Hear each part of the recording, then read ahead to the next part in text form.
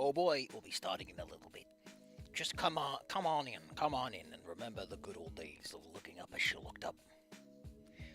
Remember the good old days. Back when I lost my goddamn mind trying to read this stuff.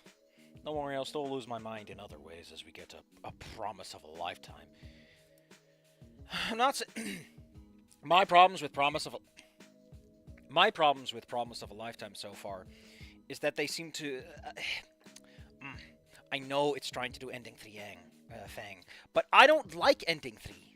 So liking promise is a big ask. It's a big ask from me. I'm just a little man.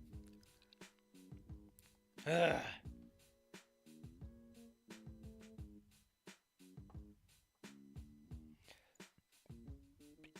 Just a little man. I'm a fella. I'm right here. That's all I can do, really. Do-do-do. You know, there really is a difference between the music between these two games. There's a lot of difference between a lot of things. I wonder how One Gator would have ended up if that one guy didn't just shit his bed loudly and publicly all over the place in such a fashion as to be kind of impressive. Because the demo really does not feel like the rest of the game in a lot of funny ways. You know, people always complain about Mary Sue's derailing the plot, but I don't see anyone complaining about the offer. Ugh. Like, again, why is the story having... What am I missing on Naomi's veganism? That's apparently such a fucking thing. Ugh. So why do they're just that guy, but like in disguise, and someone is trying to trick me into reading stuff? I mean, to be fair, the writing quality is way up ahead of something to nothing. Nothing to something.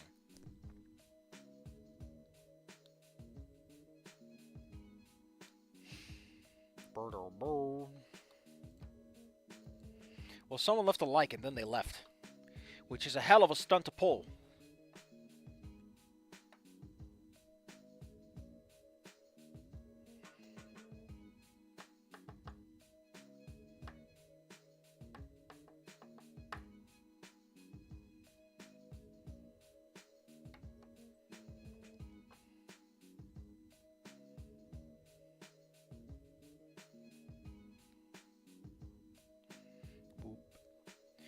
We're just giving it giving it a little bit of time.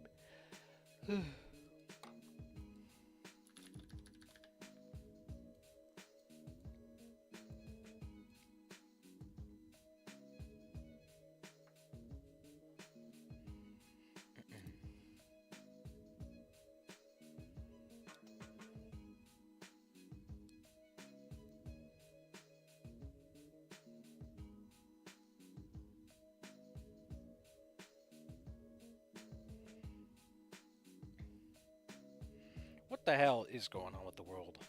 The online world, I mean.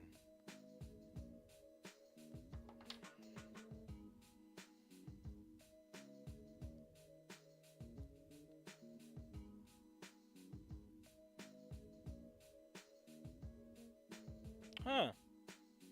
Apparently, originally with Twitter, you could send tweets via, like, SMS, you know, texting on your phone. Not WhatsApp, you young'ums. But like actual phone texting. Man, everyone is having a gigantic laugh over Plock saying, I've been diddled again! Diddle me this, Plock, man.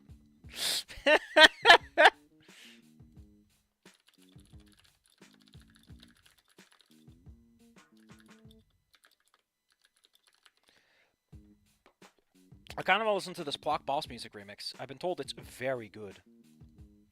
So give me a moment. You won't hear anything from now.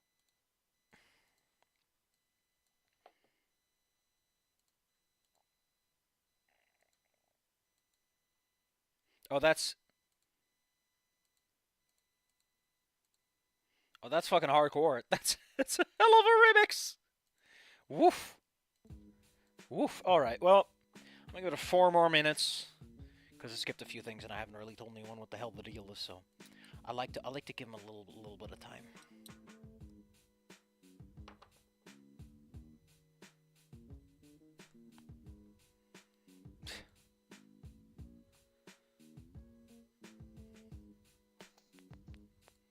I'm kind of sleepy. Sometimes I forget furries aren't mainstream, and a lot of people don't like them, so I'll be talking to 2 new people about something furry adjacent, and someone will make a joke like, Lamau, so you're a furry, expecting a dramatic reaction, but I'll say, yeah, sure? And people will be shocked and ask, seriously? You mean like with an outfit and everything? And I say no, and they're like, oh, so you do us furry stuff? And I say like, no. And they're like, so you're just really into furry art? I'm like, nah, not really, just incidentally. And then they're like, well, okay, so actually you don't really sound like a furry. And I'm like, no, I actually am. By this point, they figured out I'm autistic, and we go from there. Sometimes being a furry is just what's in your heart. What a hell of a post. How the hell do I stumble across these nuggets?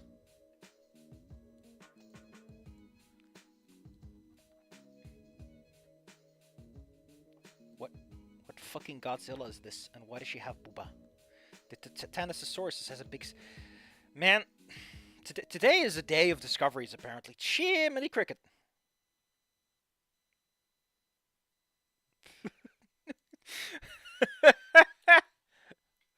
Oh, man.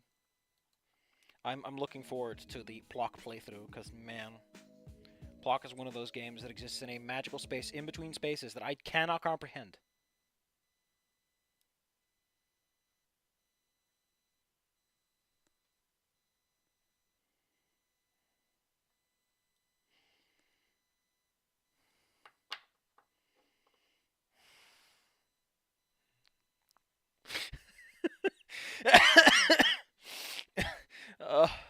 I'm sorry. There's a lot happening as I'm waiting at the clock, which will go out soon.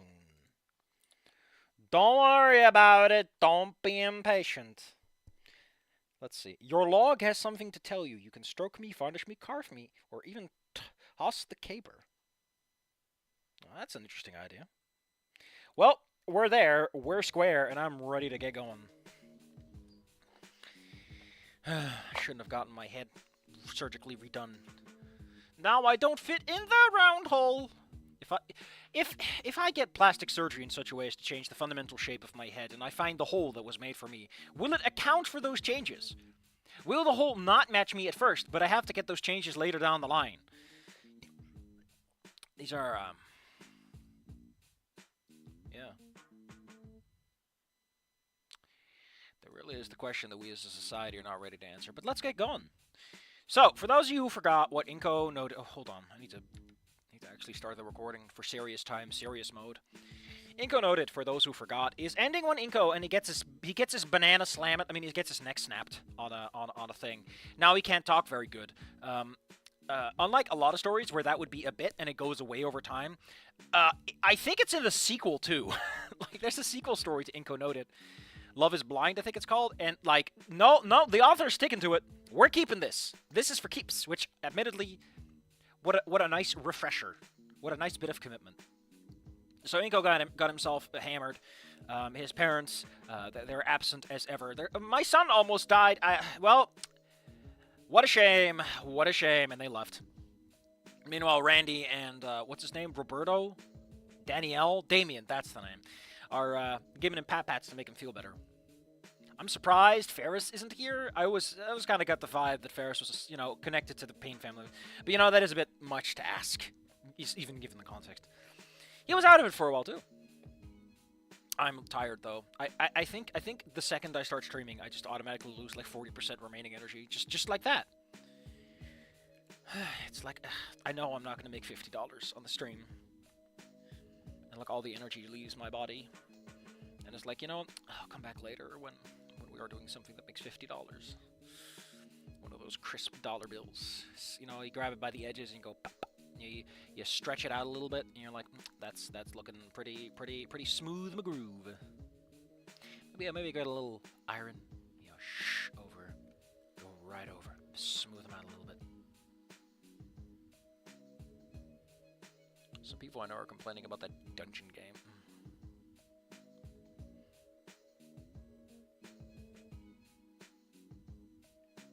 Hold the phone. People are having a Dungeons and Dragons discussion and it looks interesting.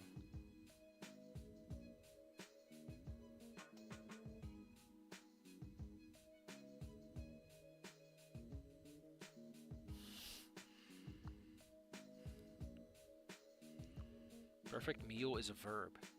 It's about the fact that I'm trying to make this a perfect meal.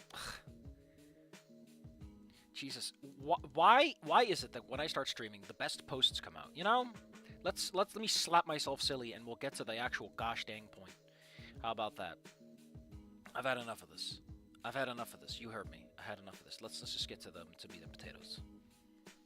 That's how you know it's a professional. I did mention this. Nothing to Something has an ending that I feel weird about, and then I recorded something, and I don't know, man. I don't know if I want either of those coming out.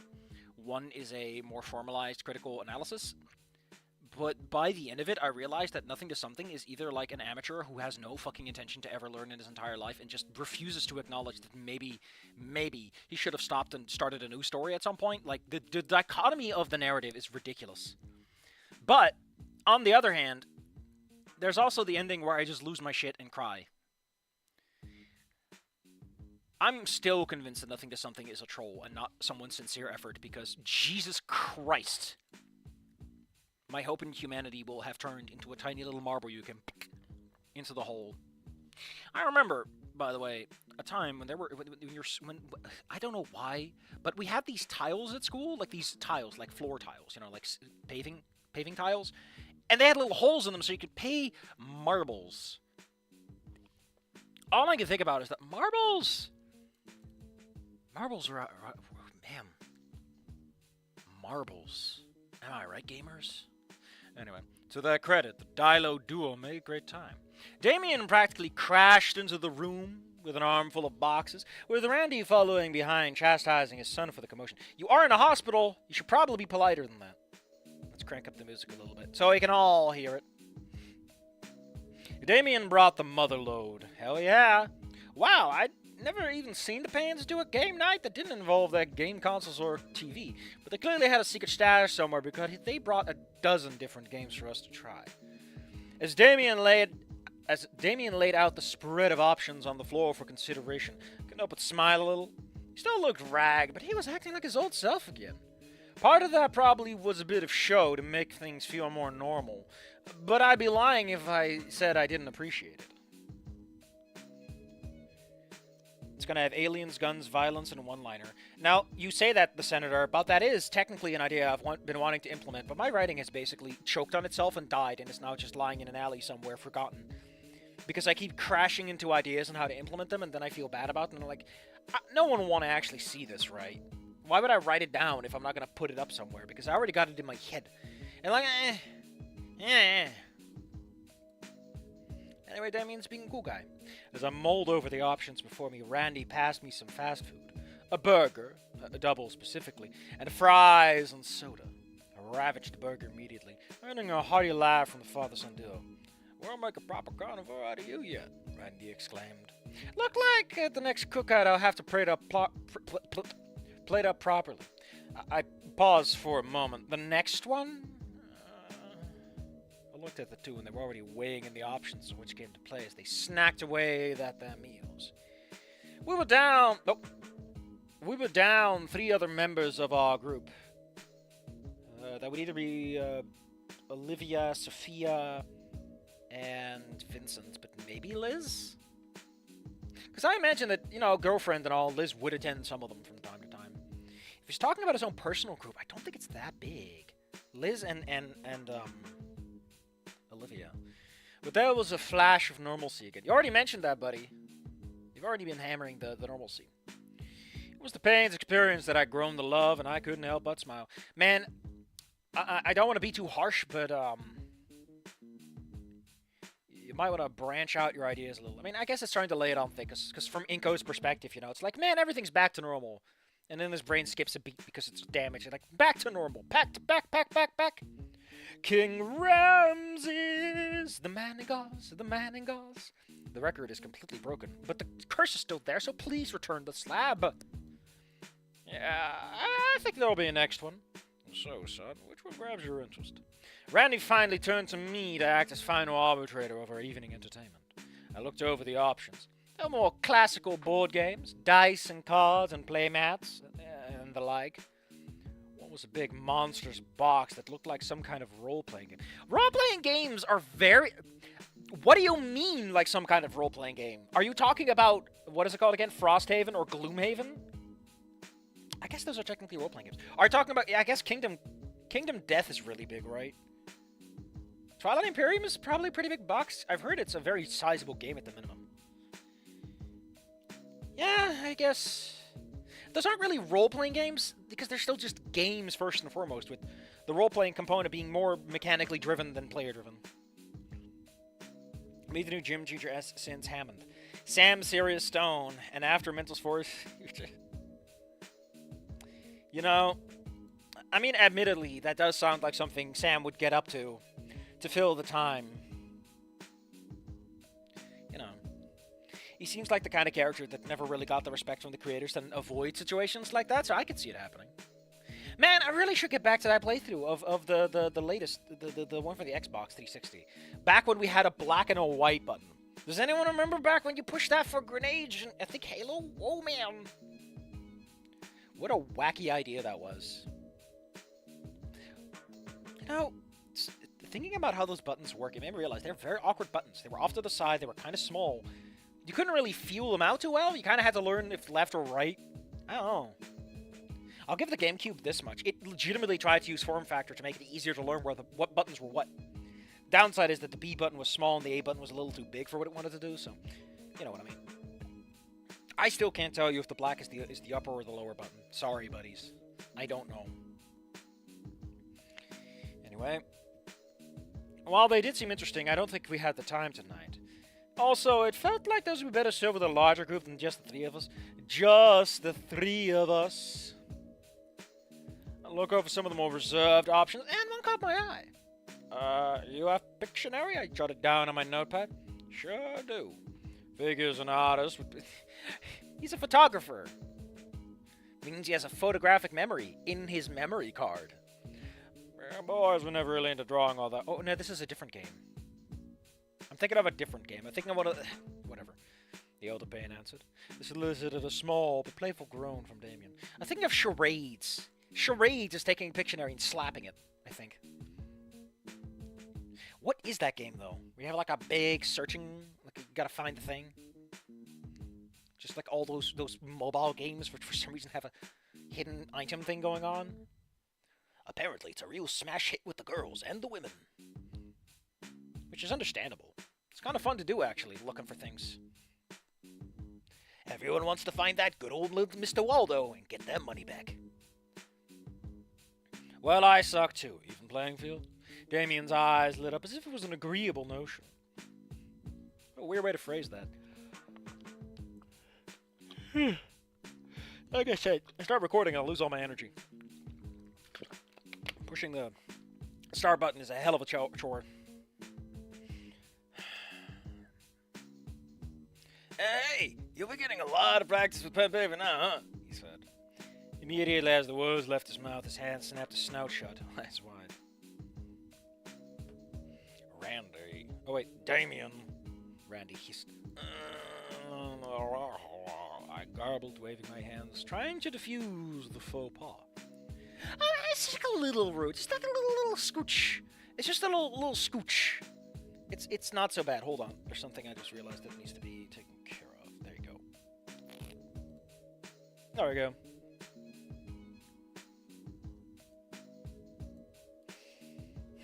I hosted myself from the bed, but feeling a bit more sure of myself than the trip to the bathroom. With the motivation to help dig Damien out of the hole he just jumped into. This caught both of their attentions. Shouldn't they be both of their attentions? I don't know. And they rose to meet me.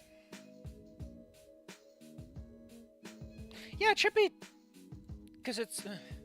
But I slid my way down onto the floor level with Damien. Pictionary's fine, you're right, I need to practice. I scrawled.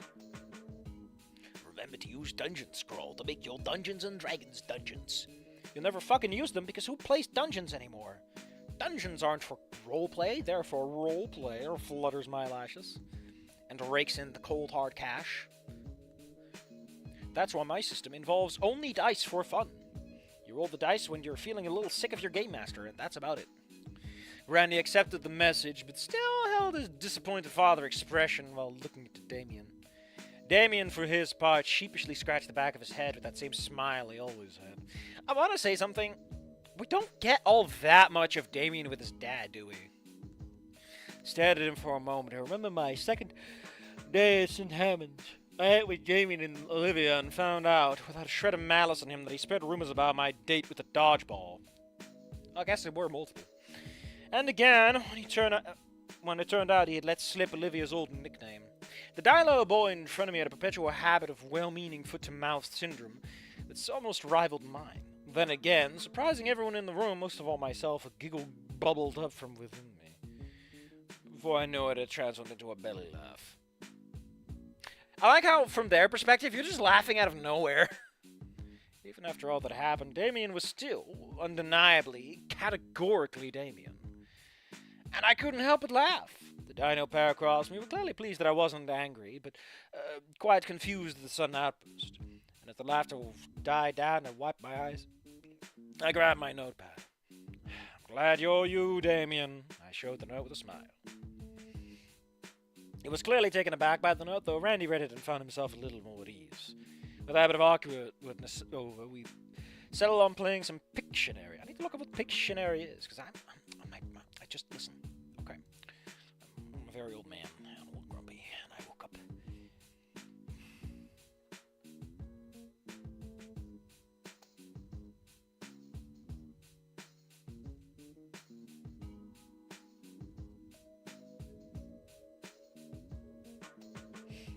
Oh, God damn it.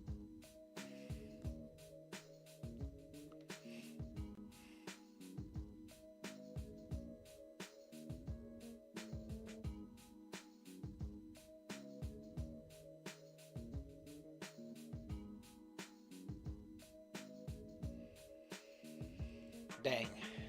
I was hoping for this argument. Why do I... Seriously, though. I don't know why. I felt fine before now. And I can talk just fine.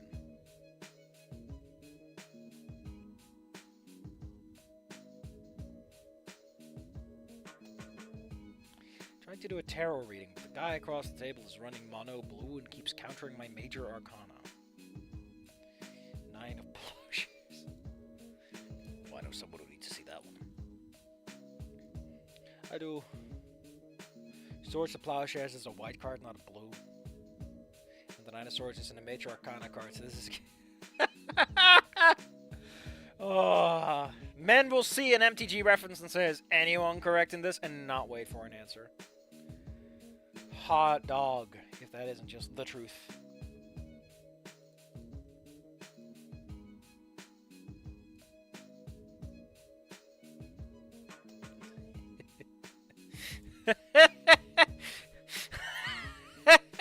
God dang it.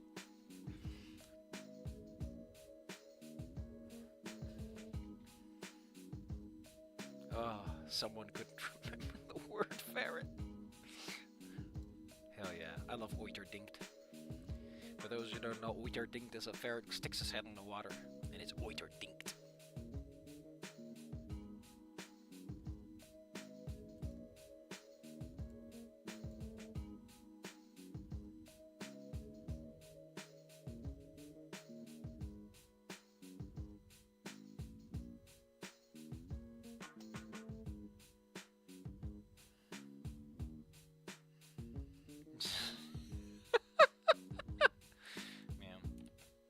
See, this is the problem. This is why I wanna do more recording in my own time and get rid of the streams, because the streams is just me 90% being too tired to say anything sensible.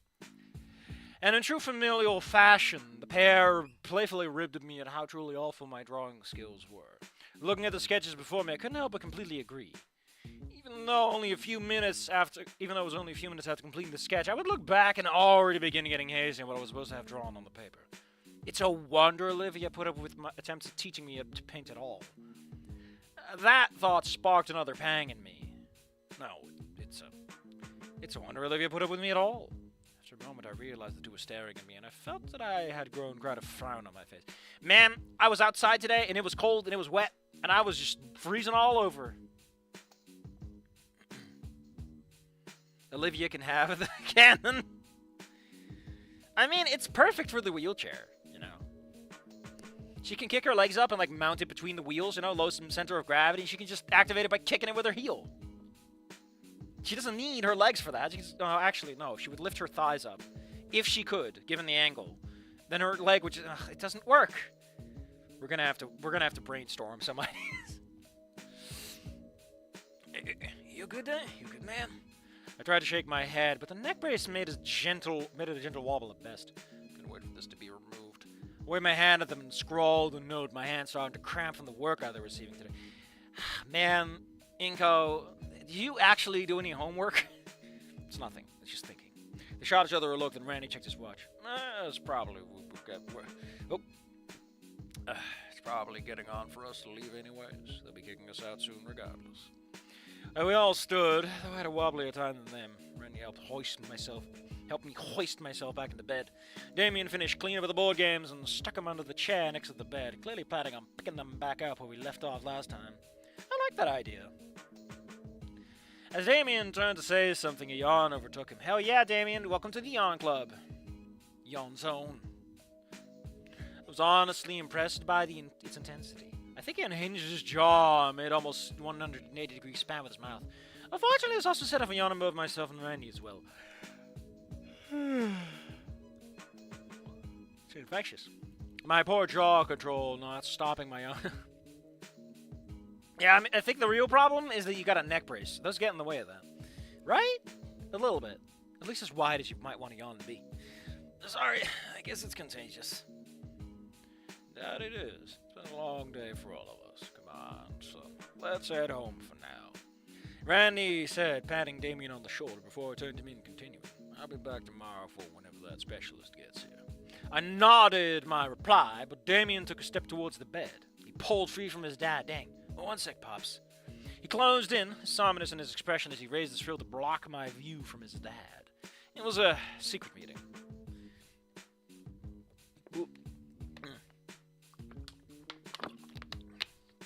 I need like a bucket of ice water I can dunk on myself before a stream. Cheat the system, as they say. Let's put on a different track.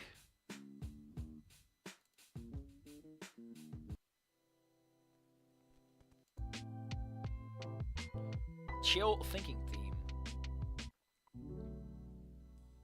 Now we need something a bit more tense.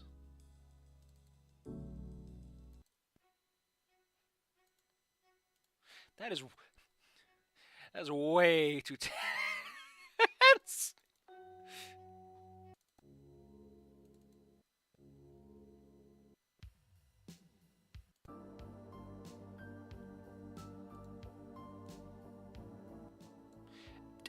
Every single time, I'm like, I forgot how good the soundtrack for this fucking game was. Because I was talking the whole damn time. I don't know how to explain this right, but like, doing voiceovers for a visual novel fucking kills your capacity to enjoy the damn soundtrack. Jesus. And the reason I remember is, like, I pick up just enough that when I hear it in full, I'm like, oh, that's what it sounds like without the wall between us. Of my voice resonating through my goddamn skull. Hey, man, I'm glad you're doing better, and I know you said we'll talk later, and we will, but this is important. I nodded. I felt compelled to swallow the lump in my throat in anticipation of what was next. I don't forgive you. I can't yet. That's probably not what you want to hear, but what you did was, His eyes turned away and he snorted in frustration. And then he continued. But I can see you're different, if only a little. I think you're trying, and I'm gonna give you the benefit of the doubt, okay? I contemplated on that for a moment. And they gave him a slow but definite nod, as much as the neck brace allowed, maintaining eye contact with his tense expression. He held my gaze for a moment longer before dropping his frills, and the smile returned. Awesome! That's good to hear, man. I'll try to swing by sometime tomorrow, yeah? I flashed a thumbs up as he made his way for the door. Randy, however, watched him make the trip and then turned his expression to me. A furrowed brow told me that despite Damien's protective frills and blocking line of sight, It did nothing to preserve the secretness of our secret meeting. Damien has no volume control is the fucking problem, my man. Damien has like one tone of voice and it's, hey, how's you doing? Hey, it's Kobo. Holy shit, he exists. Admittedly, I can say the same about someone else that I should be having a lot more conversations with. But I'm not going to take out my anger on you for that, Como. I'm seriously fucking pissed, man.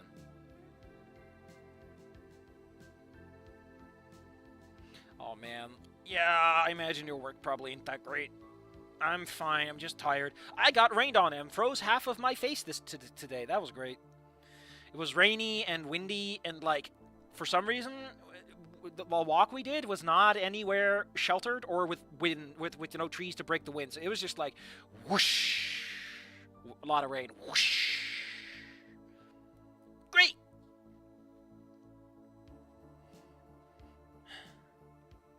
Oh, here we go. Yet another Damien moment. I would have laughed at it, but Randy's stare killed the sensation. I think Inco's got something he wants to tell me real quick, Damien. You can head to the car. I'll be down in a moment. I'm sorry. Don't be sorry. I'm just upset that Xylo doesn't want to fucking talk right. It's like the game got put off because I was out of commission. And now it's like Xylo's being the fucking problem. And honestly, listen, I'm having fun with the Sunday game. I think Slug Blasters is fantastic. But I would like to move on because that game has reached the pinnacle of what my players are willing to fucking bother with. That system is great if your players want to put in a little more energy than the guys I'm working with right now really want to. Or maybe they'll do better next time. I don't fucking know. I don't fucking care.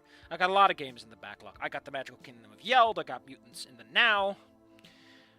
What else do I have? I know that I want to try Cypher again because I was told that apparently I might be more mature enough to actually run Cypher and not eat my own heart out in the process. What else is on the fucking list? I have a list right here.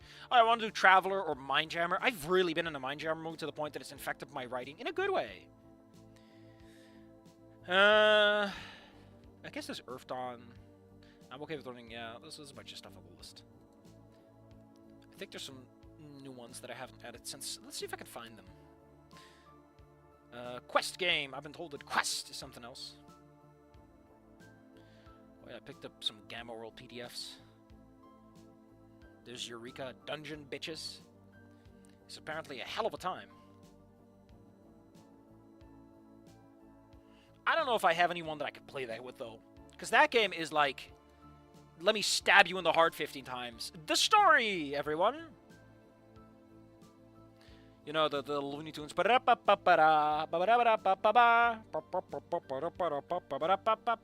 Hey!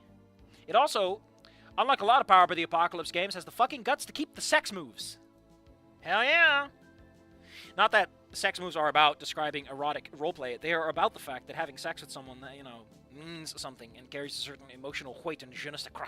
To the point that your playbook, the thing you are playing, has an impact on that in a meaningful and significant capacity. I'm just saying, it's weird that a lot of Power by the Apocalypse books got rid of that. They took everything, but they left this behind. And Power by the Apocalypse is fucking weird. Isn't there like the weird, like your brain can hook up to this fucking mindscape or something? It's just something else. I think that Mindjammer should make its own system, though. Because it does kind of gel with Traveler and kind of gels. I guess it works best with Fate because of what it's trying to be. So it's a great way to curb the concept of a Mary Sue, but I think the big problem with Fate is that Fate requires your players to shoot themselves in the foot. It requires them to be willing to make concessions for the sake of the narrative. And, like, good fucking luck! Oh, there's Dragonbane. That's one that I almost forgot. Anyway, Randy is going to interrogate Inco. Oh, no! Damien looked back, and I flashed him another thumbs up. Man, your thumb is getting a workout, buddy! Which was enough to send him off. Unfortunately for my sense of ease, Randy retook his seat next to the bed. You're putting off your talk with Damien. Whatever that means. But why did he say he can't forgive you, Inco? And there it was. I felt a knot forming in my knot, and... But even after everything, Randy had gone out of his way for me. Trying to shy away from this would only make it worse. I grabbed the notepad and sat for a moment trying to think of how to start this conversation I really don't want to have. You know, what I could do, with all my writing being up the fucking fritz, is I could do that ending one Silent Hill story for Inco. Because then I finally get to put Evelyn to use, and Wanda I can involve too, and I can make something of it. Because that entire story is about... the entire thing that I wanted to do for like Silent Hill, I did it with Nasser and the gang, but I want to do it with what's his name, Inco. And the idea is that Inco in ending 1, he's kind of like, he comes out an asshole. He comes out a big fat jerk. So when he is confronted with Silent Hill, he's like, oh, I saw this in an essay, and he doesn't understand things because that's how he works. And that's basically half the premise, is that he starts hurting people around him because that's just, oh, Evelyn, you're a boss fight. And then he just shoots an actual person under that impression because he's become, the story tries to talk about that, individuals who are online a lot and how it might taint them as people. And he's supposed to be the logical extreme of that because it's fucking funny. And it gives some dramatic stakes that are fucking hilarious. I need a better supporting cast, though. Evelyn works because she's mostly innocent. So she works fantastically as the person that Inco eventually shoots. And as a general person to keep everyone up on their feet. Her job is just to keep the story alive. To take off a lot of the hard edges for people. So we can make it, so we can cut a little deeper. Is more of a... No, you don't understand, Senator. It doesn't start off with him shooting Evelyn. He shoots Evelyn, like, way after he shot a bunch of monsters.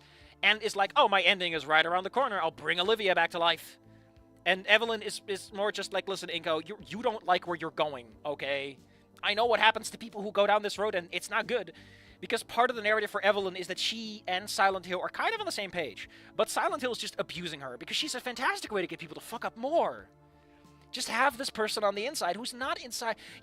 They know about the pump and dump, but they don't know where in the pump and dump they're brought in. And that's just mean. And a fun twist. It's taking Silent Hill a bold new direction.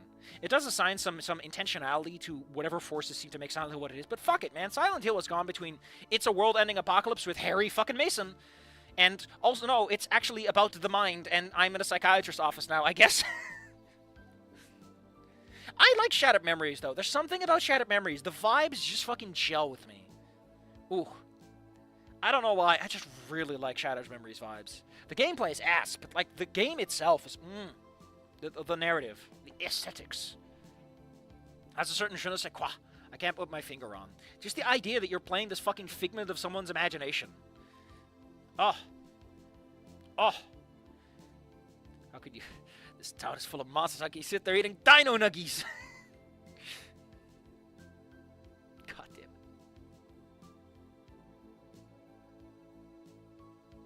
You don't understand, Inco. Olivia loves dino nuggies. I've never seen her eat any of those. Really? I thought we ate them like every week. Damien... Actually, Damien... No, Damien definitely has a dark side. I think his Silent Hill would probably confront him with the fact that he's just bottling himself up. Like, he's neglecting himself. He operates on the idea that if he just shut the hell up, things would work out eventually. And that didn't work out. So that would be his Silent Hill, is that he's confronted with the fact that he should have fucking done something. Just like Nasser, he should have fucking done something.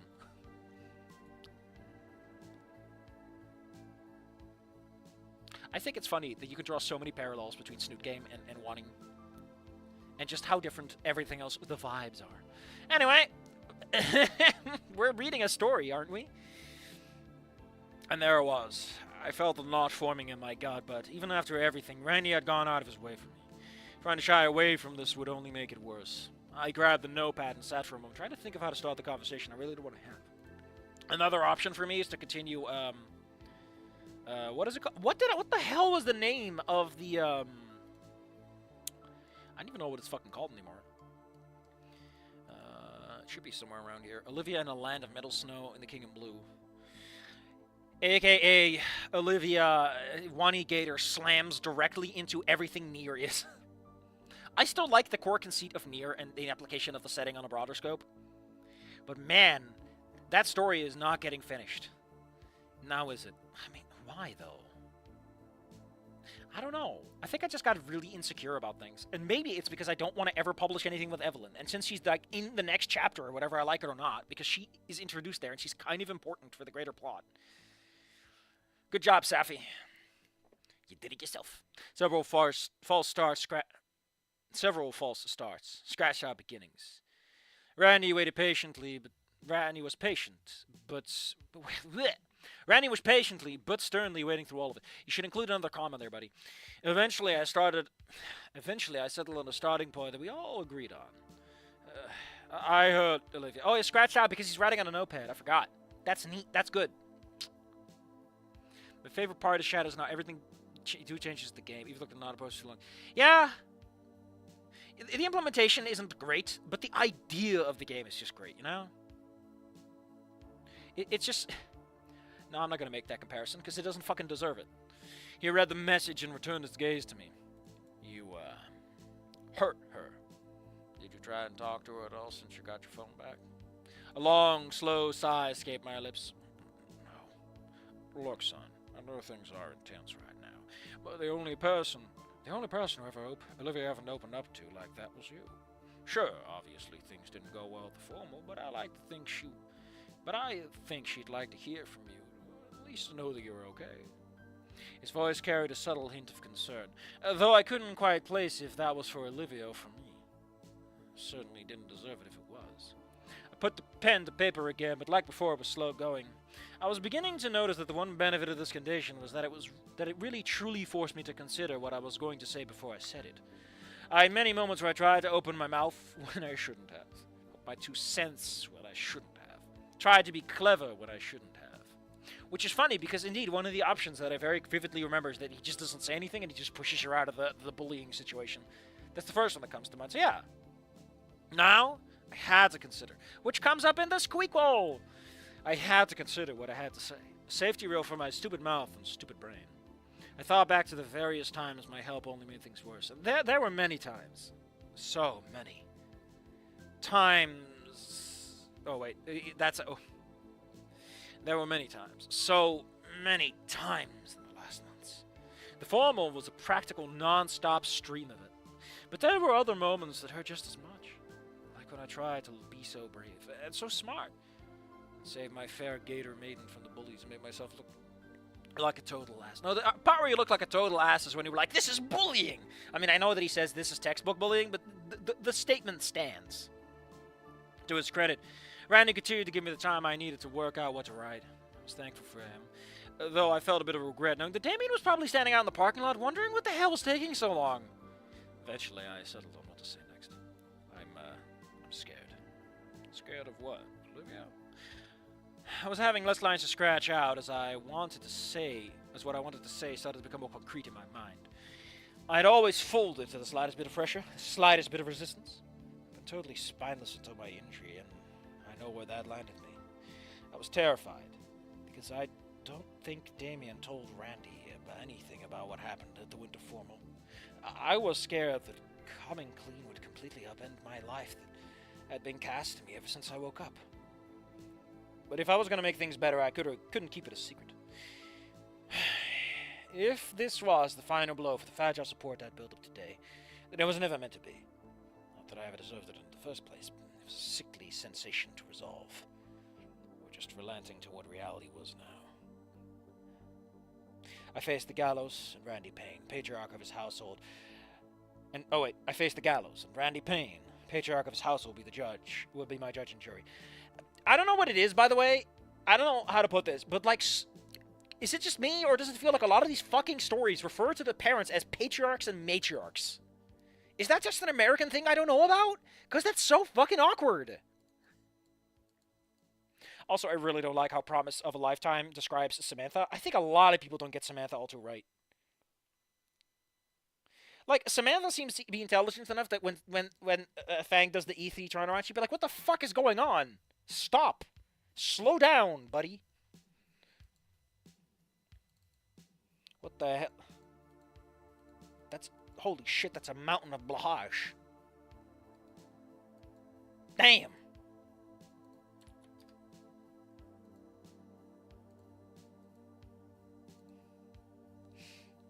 Anyway, began to write. No scratch outs or restarts this time, just a slow, deliberate scrawl.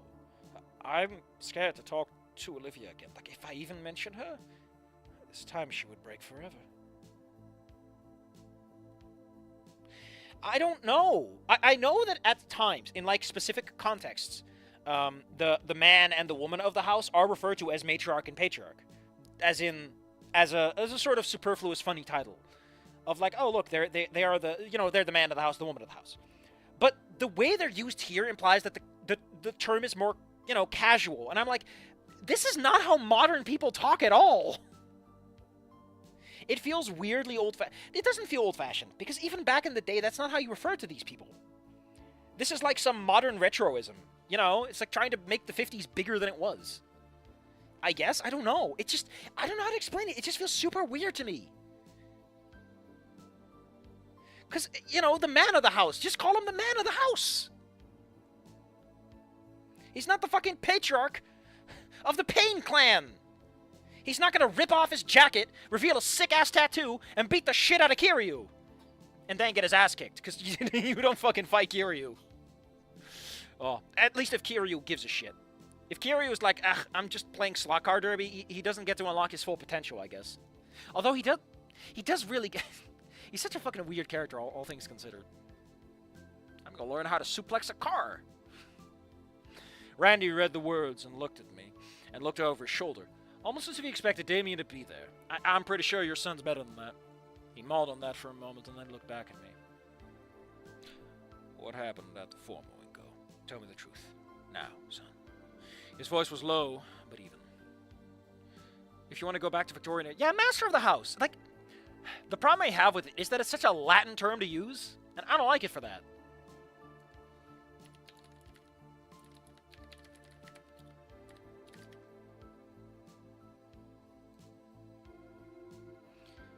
Yeah, this is why it strikes me as odd, is because one of the definitions is any of the biblical figures regarded as fathers of the human race. The male head of a family or tribe. Yeah, I can see it being used for like a tribe or something, that kind of context. It's the familial context that feels so weird to me. A bishop of one of the most ancient Christian sees? What? Man, this term's got some baggage. I love how it goes Greek, Greek, Greek, Latin, and then Old English, and then Old French. As if fucking... I'm pretty sure that Latin has roots in Old French. I don't know what to tell you, buddy. What a weird origin layout to lay down. Patria, family, and arches, meaning ruling. Wait a minute, then why is matriarch like that? Oh, maybe it's like, it's like... Oh, that comes from mother. But patriarch just comes from family. What the hell? I'm learning some whack shit today. By the way, the devs confirmed it. When characters go into heat mode with the blue flame aura, it's real and people can literally see... I've been told... I watched a video on, like, Yakuza power levels, and the guy explained that, like, willpower is... It is obvious that in the Yakuza, in Like a Dragon world, that is how the world works. Your power comes from believing very hard in shit. And having combat training and being a Yakuza. But... Believing in shit's important. You gotta want it, baby. Anyway, now's the time for that extra spooky soundtrack for spooky times. Maybe the intent... No, this is a very different intensity, Safi. Furious March of Red.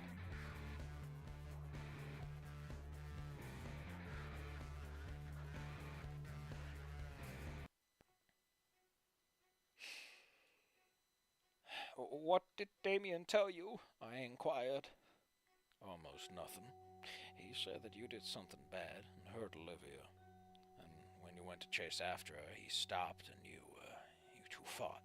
Ferris stopped him, dislocated his elbow in the process. And then the next thing anyone knew was finding Olivia screaming for help on those stairs.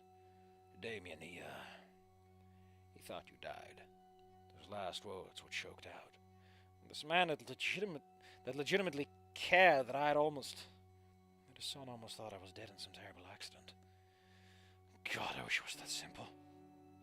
I took a steadying breath. Long and slow to settle myself. Maybe you should turn that one around. Take a long breath. Long and slow breath to steady yourself. It feels a bit better. It feels a bit more organic. This man deserved the full picture, so here we go. I folded over a new page and began to write. It was somewhat jumbled. I admit, between the injury and the intensity of the emotions of the night, some things were hazier than others. But I laid out everything I could remember, starting with the shopping detour. I wrote down how dismissive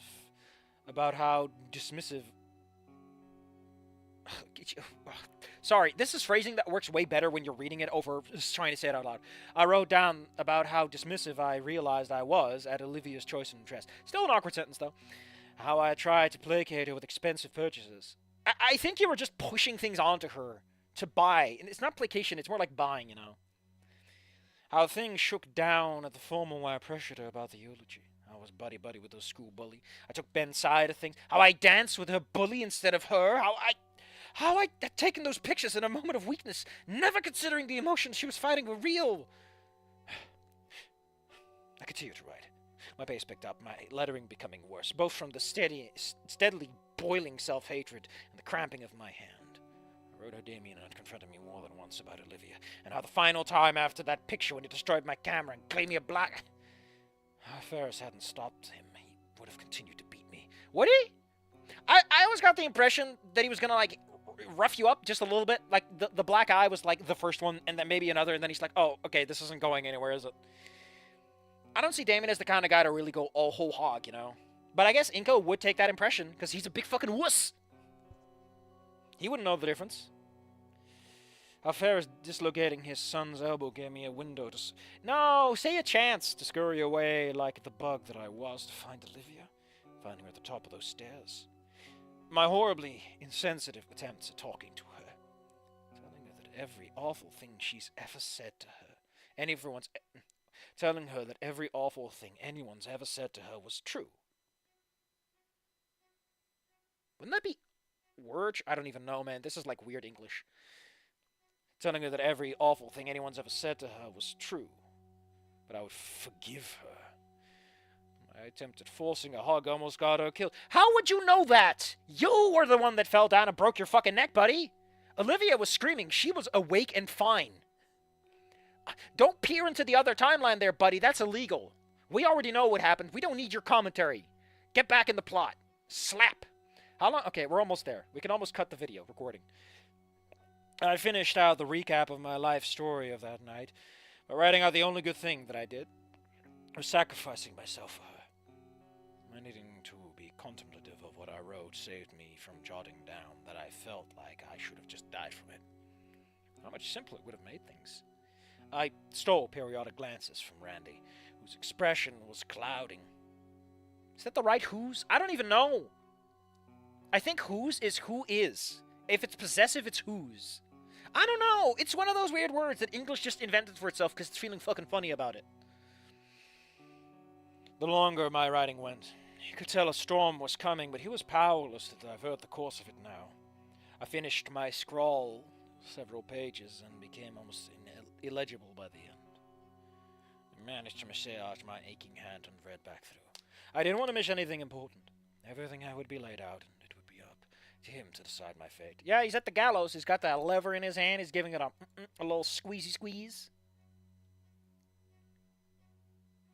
Hate it when they start conducting... I hate that about Discord. That now YouTube has ads on it. Blech. I can't sneakily watch things because the ads are always noisy. Hold on, I'm just gonna get mad at some people. Alright. Oh, Scary Dave, you're here. I didn't notice you there, buddy. I almost didn't notice you there. As contented with it as I could be, I flipped the pages back to start, and only hesitating once, handed the notepad back to Randy before gesturing for him to read. We took a long rest, and then it began. He was thorough. He read it twice. Watching him flick back to the beginning and reading through it again turned my gut into knots. I wanted this. We both needed this. But I felt like I would die at any moment, anticipating where this was going. Over the course of his reading, the concerned look faded. He never looked angry, but by the time he finished reading, he looked like he had aged. He looked so tired. After Jesus, Randy, I'm so sorry. Again, that doesn't feel like something he says. Like, it feels like an anon thing. I'm sorry, okay? That just feels like an anon thing to me at this point. Maybe I've been spoiled by the wrong sources. Inco just seems like a weirdo, you know? A bit more agnostic than most people, because he just doesn't give a shit. Whereas Anon feels like the kid that has definitely been dragged to Sunday school. He gingerly handed the notepad back to me and then pinched his eyes and took several labored breaths trying to steady himself. When he finally calmed himself down, he quietly stood and uttered, I see. I see. It was quiet. It was cold. It was done. I cleaved the only thing holding my life together today with the truth. And I deserved that entirely. I sank back into bed, exhausted beyond relief. Randy made his way back to the door, and just before I opened it, he paused. He didn't look at me, but he did say something. Call me when the specialist arrives tomorrow so I can be here, Inco, please. I slurred out my reply, and he was gone. I could feel my face contort into a mess, and quiet, tearless sob racks my body. Oh, boy. You got yourself in a ripe old mess there, didn't you, buddy?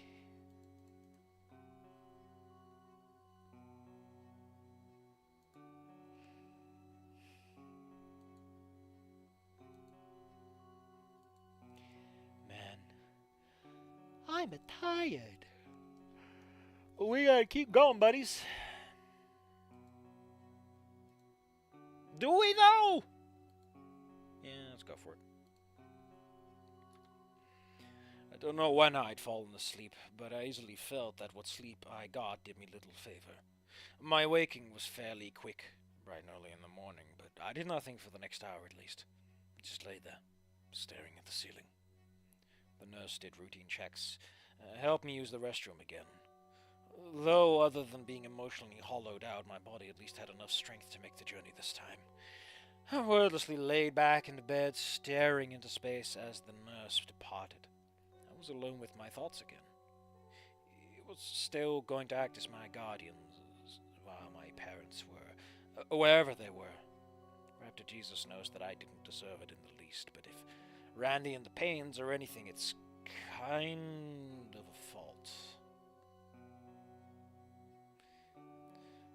I had a moment of being inclined to reach for my new phone, but even that felt like it took too much effort. From the developers, they have to put in the whole thing with the phone! Again, this is what... I think they have, like, special functions in it for this, so... What would I even do on it right now? Watch some stupid video about a game I've never played. Inco slips back into a coma and gets isekai'd into Dune's level of first encounter. What? It's a hell of a trip. I was disgusted at my own shallowness, disgusted at my way of thinking, disgusted at my behavior. Inco, as someone who has grown a lot as a writer and a critic, as just a person in general, I can tell you that you can still enjoy those videos. You're just going to be very sassy about the fact that the person writing isn't really saying anything. And hey, that just means you grew, buddy. It's the way to check. Having spent the quiet time, the last day and a half, looking back at everything that had led up to where I was now, I quietly resolved to myself that I would never forgive myself for it. But that didn't mean that I was going to drag anyone else down into that pit with me. Hating myself was my penance, but not my absolution. If the Pains and Olivia never wanted to see me again for what I had done, once I had done what I could to make things right, I was fine with that. Turned my stomach into knots. Again! Stir it up a little bit, buddy. You're being... No. I will say that while this isn't as flowery with the language, it is... At least... The problem I have with this, right, is that it is definitely contemplative, but Inco's emotions are not complex. They're just very superficial analysis. Very manly, I like to call them, in that they are disinterested in exploring the vibes of an emotion. Only the practical elements of it. And that's lame! Like, I know it's very realistic, but depression sucks you into a fucking hole, man. It's a dark place. And people describe it like that because it feels like that. Because it overtakes your perception of reality and substitutes it with its own. But not like Randy Savage in a cool way. That's the downside. But it was the correct way to go with it. I couldn't force my stupidity on people anymore. That was what got us to where we currently are.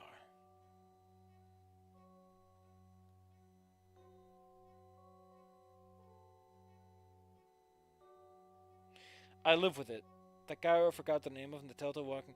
I don't even know what the hell you're talking about. What I could do was actually be useful for once in my life and help. Next time the nurse came, shortly before lunch, I jotted down a few questions on my notepad, which she was happy to answer. First, the SLP was due around 1:30 in the afternoon. Next, I asked how much a new quality wheelchair costs.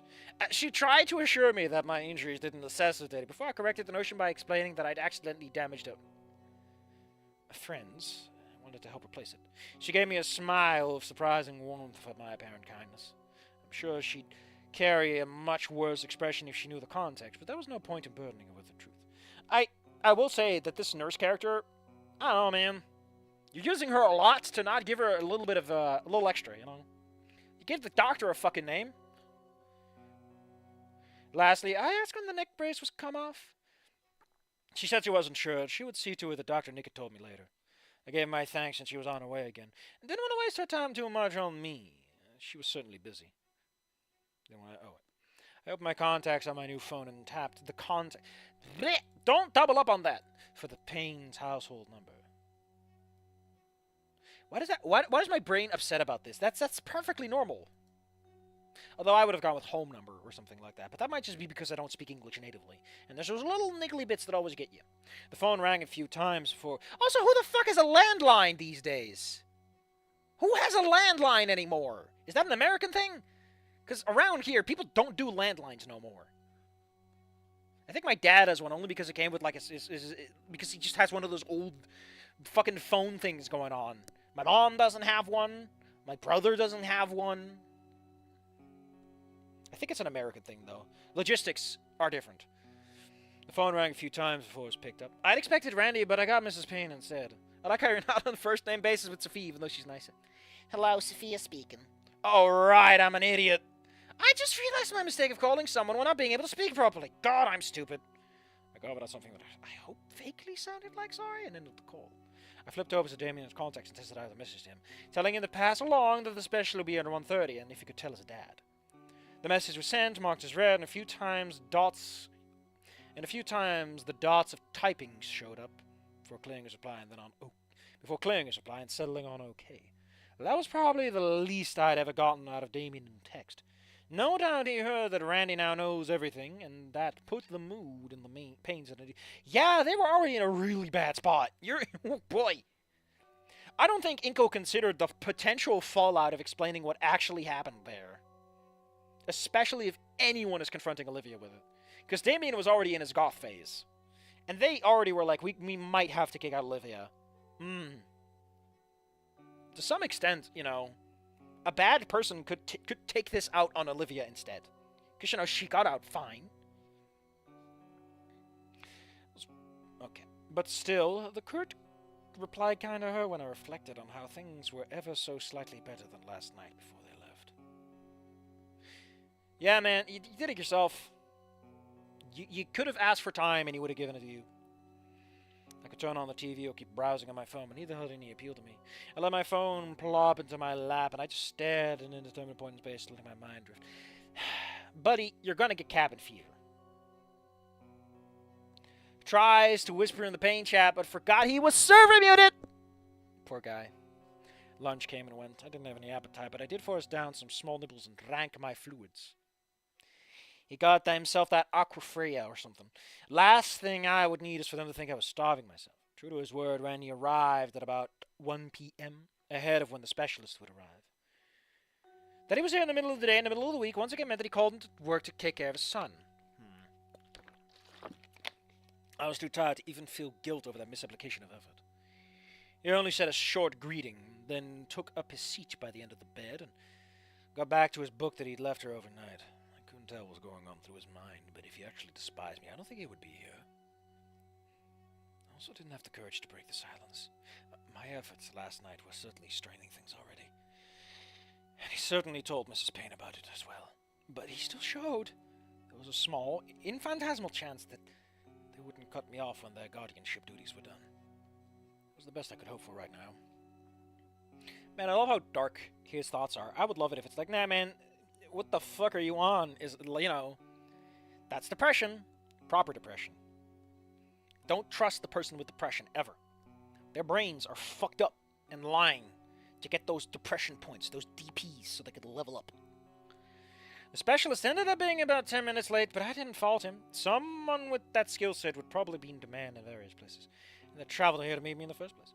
What's surprising, though, is that he was human like me. He had a much darker complexion. Oh, aren't you just being polite? With a close-trimmed haircut and a beard, both of which were both thoroughly salted and peppered, but definitely human. Neat. That's what racists say, Anon. Inco. I feel like Inco would ham on it because he's like, I'm such a metropolitan boy. I'm of the. Now there's something in my throat. Great. Why are you describing his face if you're not even going to give him a fucking name or do anything with it? Why bother? Also, I would like to point out, this is important, the way you describe this is like, oh, he's human. He might have a different color of skin, he might have a beard, but he's human. There is an implicit implication here that these things would make him less human somehow. I'm just saying, you can read into it, and Inco just sounds weird, and I like that. Inco has traveled back, and he's going for that 1950s casual racism. And on his competitive... Anon's going the whole hog, He ain't going for the low balls. He'll say it with the hard R. Promptly get beaten up because he said it out loud like a fucking idiot. Woof. Woof. You could have at least said it in the privacy of your own home, you idiot. Instead of in front of one. He's just like, getting gored by Trish. My proudest moment. Well, it's also your last moment, amigo. Because I don't think anyone can fix that injury before you're done bleeding out. Worth it. And I hope he goes, I am slain! It's the perfect line. Okay. Introduce himself and explain that over the next little while I'll be performing his various tests with you to figure out the specifics of my condition. I nodded in confirmation that I understood. Why are you being so specific with it? And Randy moves himself to one of the other seating chairs on the other side of the room to give him space to work. The test was surprisingly simple in practice. He gave me various things to try and say, and made me try and do certain facial expressions or make various non-word utterances. Writing things down, attempt to answer questions and work out word puzzles. They took some blood samples as well. He told me that they'd already had scans of my brain, so that wasn't required today. As we did them, it was very calming to listen to. This man was entirely in his element, with years of experience working with different people in a difficult position. He did a great job making me feel what he is. I mean, his entire job is dealing with people who are fucked up. With various tests done, he excused himself to talk to Dr. Nickett, leaving me alone with Randy once again. Unless Dr. Nickett gets a bigger role, it's really weird how much Dr. Nickett has a fucking name. You're allowed to say that the doctor introduced himself and never explain what the name is, if you're not going to fucking use him. That's called... Because my brain has to store this information now. My brain knows what the SPL looks like. Or SLP, I don't even know.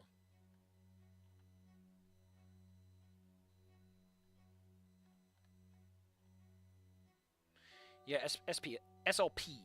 Pathologist. Various tests done, he excused himself to Dr. Nickett. Leave me alone with Randy once again. I lay myself back on the bed, resolving myself to... That's not what resolving is! When he finally spoke up for the first time since he got here.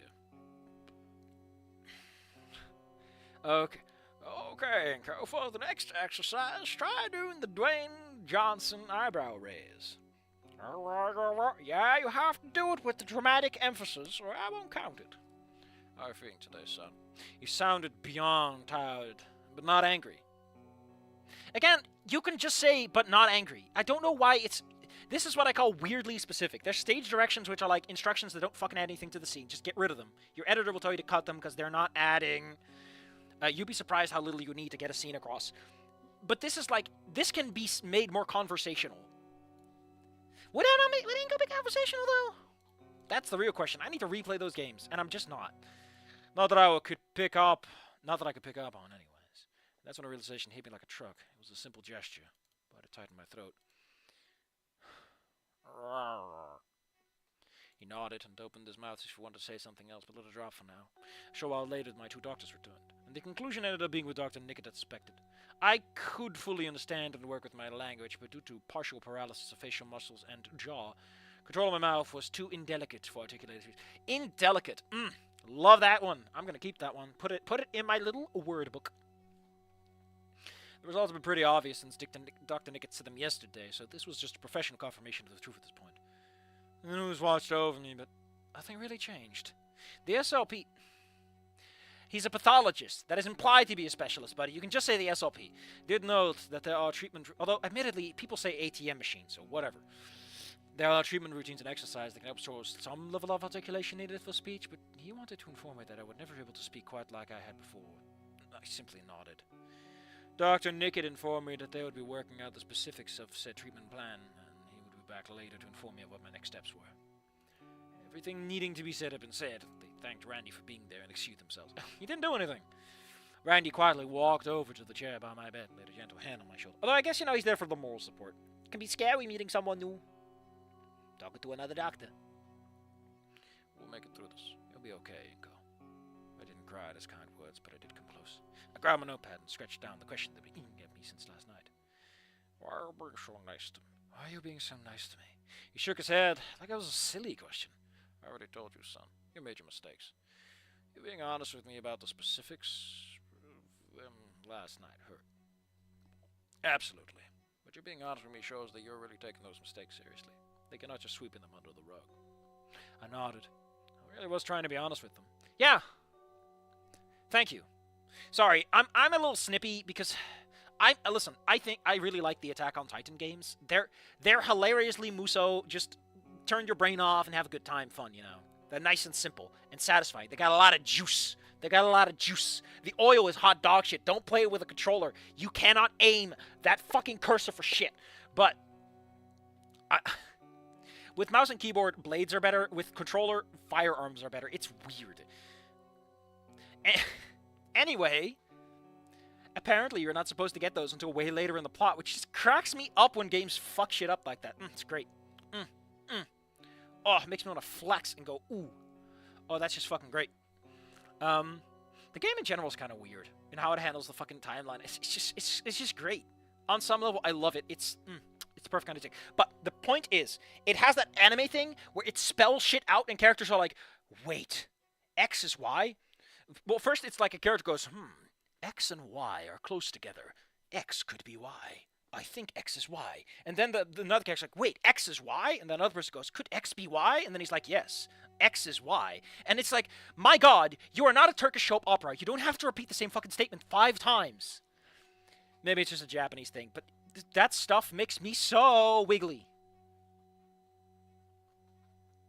Because I'm like, I have shit to do, and I don't want to hear characters say the same thing over and over. They're not even fucking doing anything with it. It's not like the characters are adding any fucking emotion to it or characterization. They're just saying it so that the audience remembers what the fuck's going on with the plot.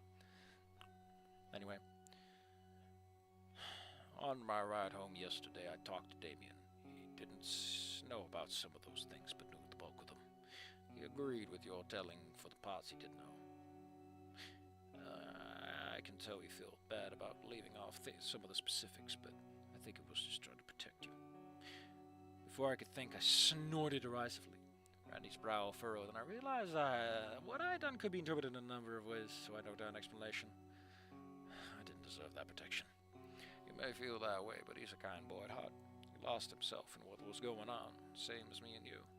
That doesn't mean he wanted harm upon you. He didn't want harm upon you. Smack! The black eye is entirely secondary. I consider that. He gave me many chances to step in and try to correct things. He only resorted to violence that final time after I took that picture of Olivia and tried to go see her. That had been the breaking point. But you had tried to avoid that so many times before then. I concurred with Randy about his son. One of the kindest people I ever met. And because we're being honest, I'll tell you now. When I read what you wrote last night, it put the pieces together in my head. I was angry. I was so angry I couldn't even feel the heat of it. And that scared me. I probably should have let myself cool off and then talk to you again, but I was afraid I would say or do something that would make your situation worse. We've all had enough of those impulses already.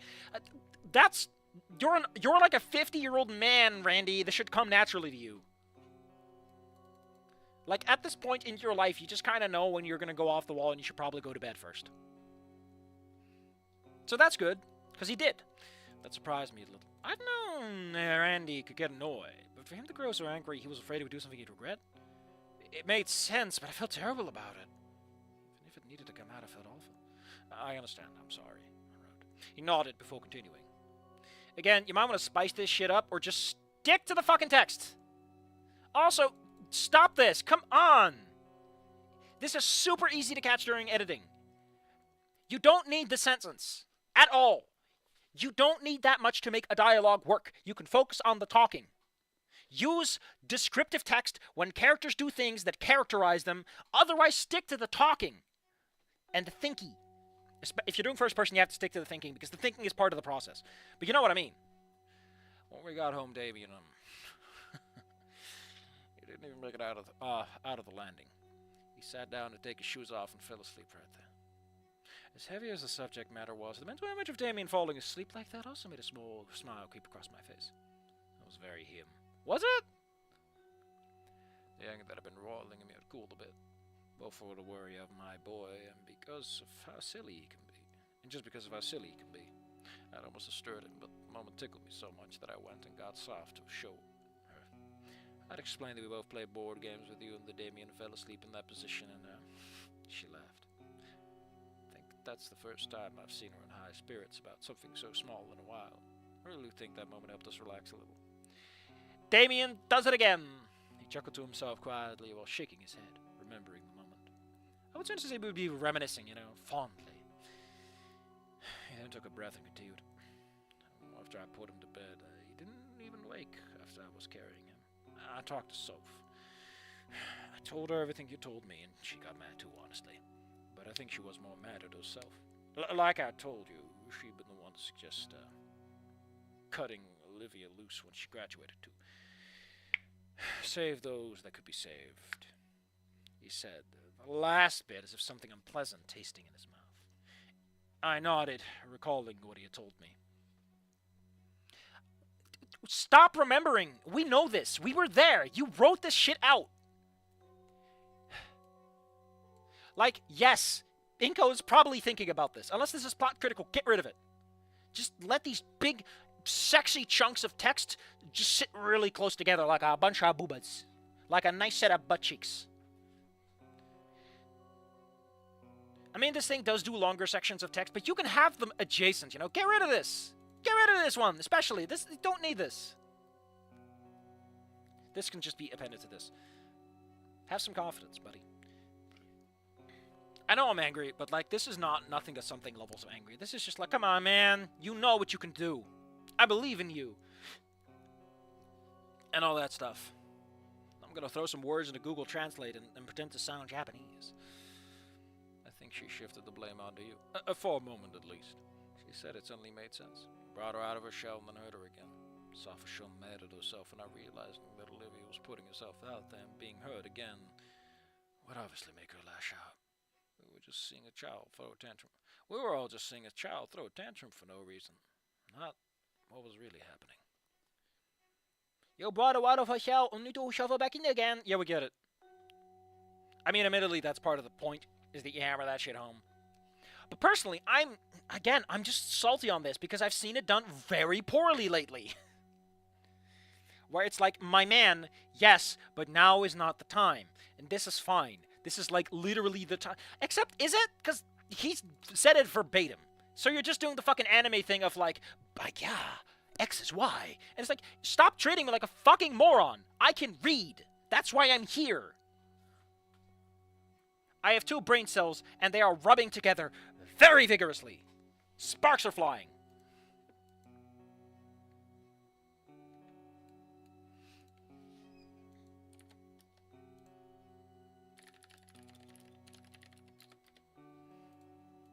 I'm just angry over nothing. I'm just an angry boy.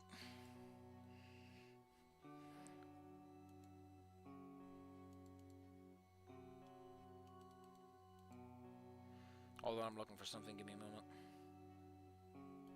I'm looking for the fucking link sent by Linkmaster 5000.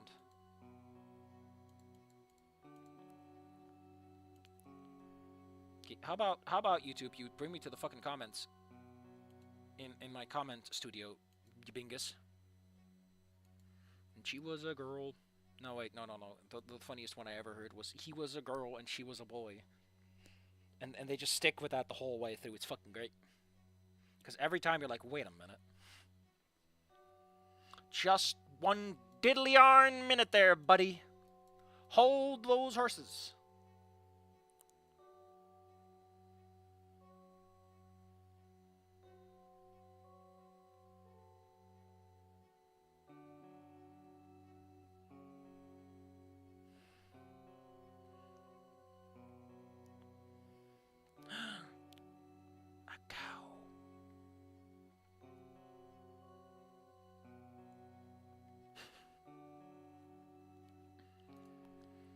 really like this one Tumblr thread.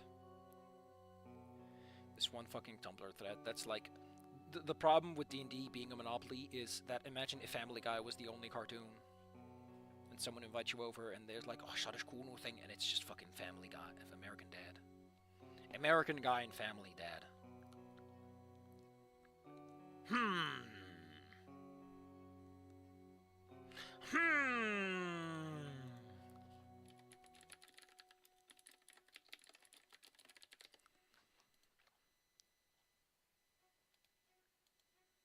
Well, now that I'm crock full of shit.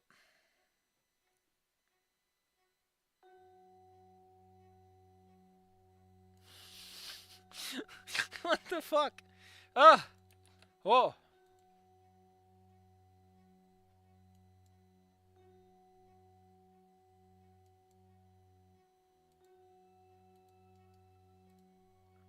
Psychological horror was also part of the appeal of Garfield without Garfield. Huh!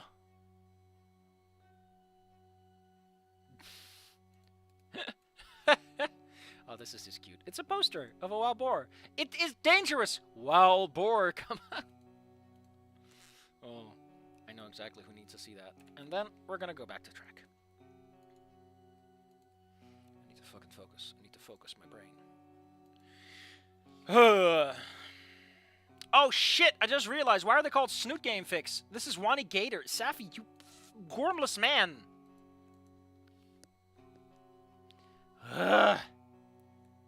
Damien's word have been right on the money again. We talked about it. We talked for hours. I don't even know when we'd fallen asleep. Everyone would just know when they fall asleep. It's impossible. Damien doesn't know. Inco doesn't know. Olivia doesn't know where she went to fucking sleep. No one knows. Everyone's sleep schedule is just fucked. I don't know when we fall asleep, but it was early in the morning. Like I told you, we realized that we were putting all of Olivia's betterment on you, and that was a mistake. Your side of the story just confirmed that. You, were certainly the spark to lead things going the way they did. But if we hadn't put it all on you... Damien trailed off. Randy trailed off, staring in the space. How do you make that mistake? You saw the name. I didn't really have anything I could say at this point. Still had a deep core of self-loathing. That was the ultimate linchpin in Olivia and everyone else's suffering. If not for me, everything would have been better off. But I could also tell, in the most logical part of my brain, that Randy was right. I was a nobody. An idiot, a teenager. Yeah, you're a teenager. Hence you are a nobody, and hence you are an idiot.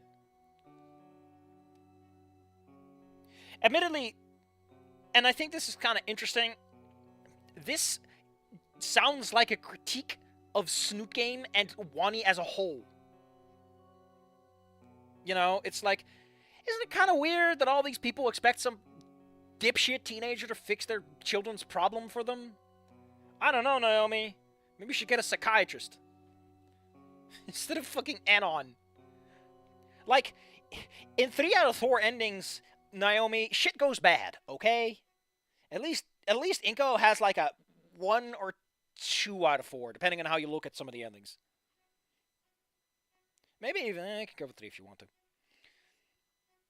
I was ill-equipped for a healthy, normal relationship with a girl, let alone trying to navigate something like Olivia's past traumas. It was like a lightning bolt to my head. No, Inco. Actually, Inco, that's because we had to use the defibrillator. What? Your heart stopped. Oh, I was wondering why I was feeling so electric.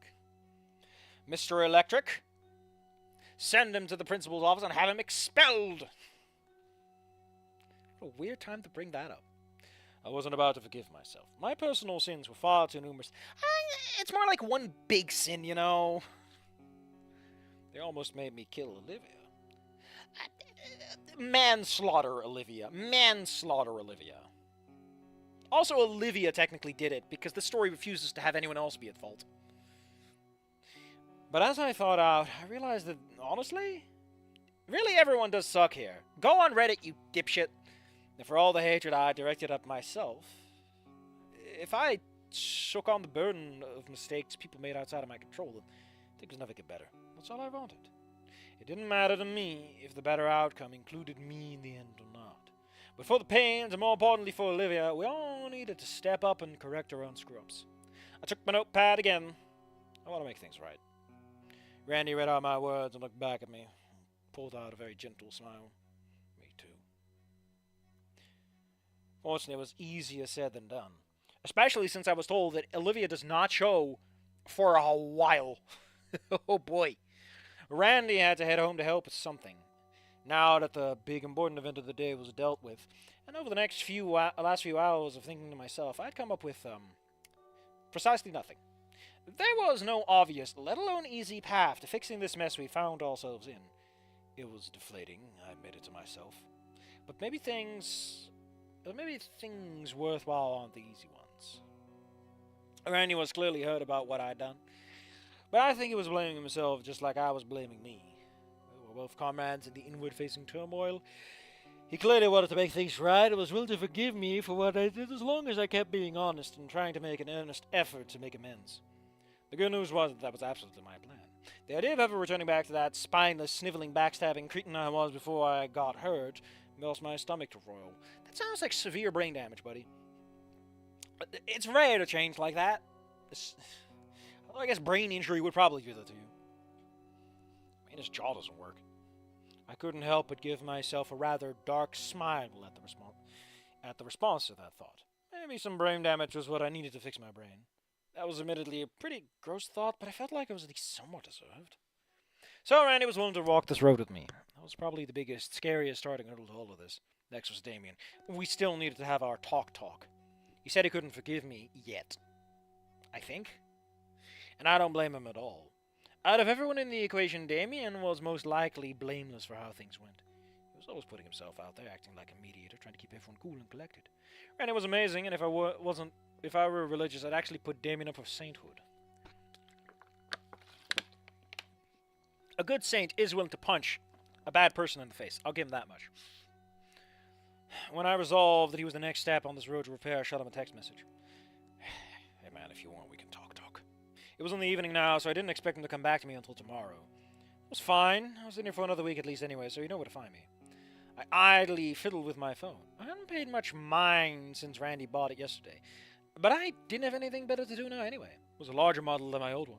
It also came with a nifty little stylus that hides away in the body of it. What a weird thing to do. What? Why would you do that? They're trying to make phones super fucking small nowadays. They're not putting a fucking stylus in there. And he started writing with the stylus. It was just because he wants to... Oh no, it's not as romantic if Inco has to type it with fucking swipe gestures. The human biology of turning it off and on.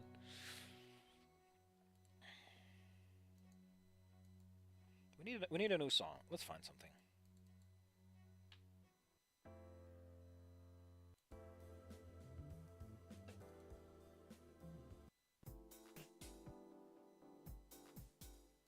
I think what gets me about a lot of maybe Wani's music is just more high concept, you know? It's trying to be more of a blanket of a vibe instead of like a specific thing. Maybe that's it. Let's keep thinking about that as we go along. Like, technology is pretty cool. We've had this fucking tech for years, my man. How are you impressed by this? You literally grew up with this. Like, Inco was 6 when the iPhone came out. I continued to scribble aimlessly at my phone, doing little swirls or abstract shapes as I thought. Damien was pending. He'll come back to me when he's comfortable. I thought of who I should try to work out things with after that. Vinny? Maybe. Well, as far as I can recollect, no harm was done to the enigmatic mini Damien. No harm done to the energetic mini Damien was done directly by me. I also didn't do enough to prevent Olivia from spiraling to the point where she lashed out at him. Inco is an iPad baby. It's 2021, 2-ish? 2020? 2021? And Inco is like 18, 19, so yes. Also, he's fucking loaded. Loaded enough that he should be familiar with the tech. Anyway. No. I did lash out at him too. I remember when we went to brunch with Liz. The move was spiraling, and I tried to call Damien for help, but since he was sick, Vinny answered. He in so many words called me old and insulted my chosen moves, and I snapped back at him. He didn't hear it, but I actually did threaten to strangle Vinny. Yeah, his mom heard that. I think. I would have done it too, of course, but good lord, I was such a douche that I yelled. I wouldn't have done it, of course. But good lord, I was such a douche that I yelled and threatened a child. Still am. But I'm working on that, so I still felt somewhat responsible. I don't think Vinny would actually hold it against me. He takes after his brother a lot. But I needed to try and think of something I could do as an olive branch. People will never get to see adult Vinny. He's in Near Olivia. In Near Olivia, they will meet everyone when they're older. And Damien, it's been like, what, 10 years, I think? I went with like 10 years. So like Damien is approaching his 30s, and Vinny is like an adult. I don't know how old Vinny is in the game. If anyone knows like the exact age of Vinny in Wanting Gator, good. Because I don't. But he's basically a soldier. He's in the military at that point. I think he's also at the camp, so they meet him in the next chapter. Or they would be meeting him in the next chapter. And Vinny is not as excited to see Olivia. Let's put it like that. As far as he's concerned, Olivia is part of the problem. Which is a big fucking thing to say when the apocalypse has happened. I'm just saying, if the apocalypse happens, meeting your sister and her being alive, I wouldn't be like, man, I can't believe you're the one that gets the cup packed from the fucking dead.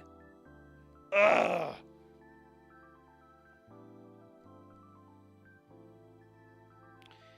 So I still felt somewhat responsible. I don't think of it. Okay. He had mentioned a certain Mr. Beast. Oh, they're just gonna call him out directly? I pulled out my phone, a little searching. I made 2.5 videos before I switched it off.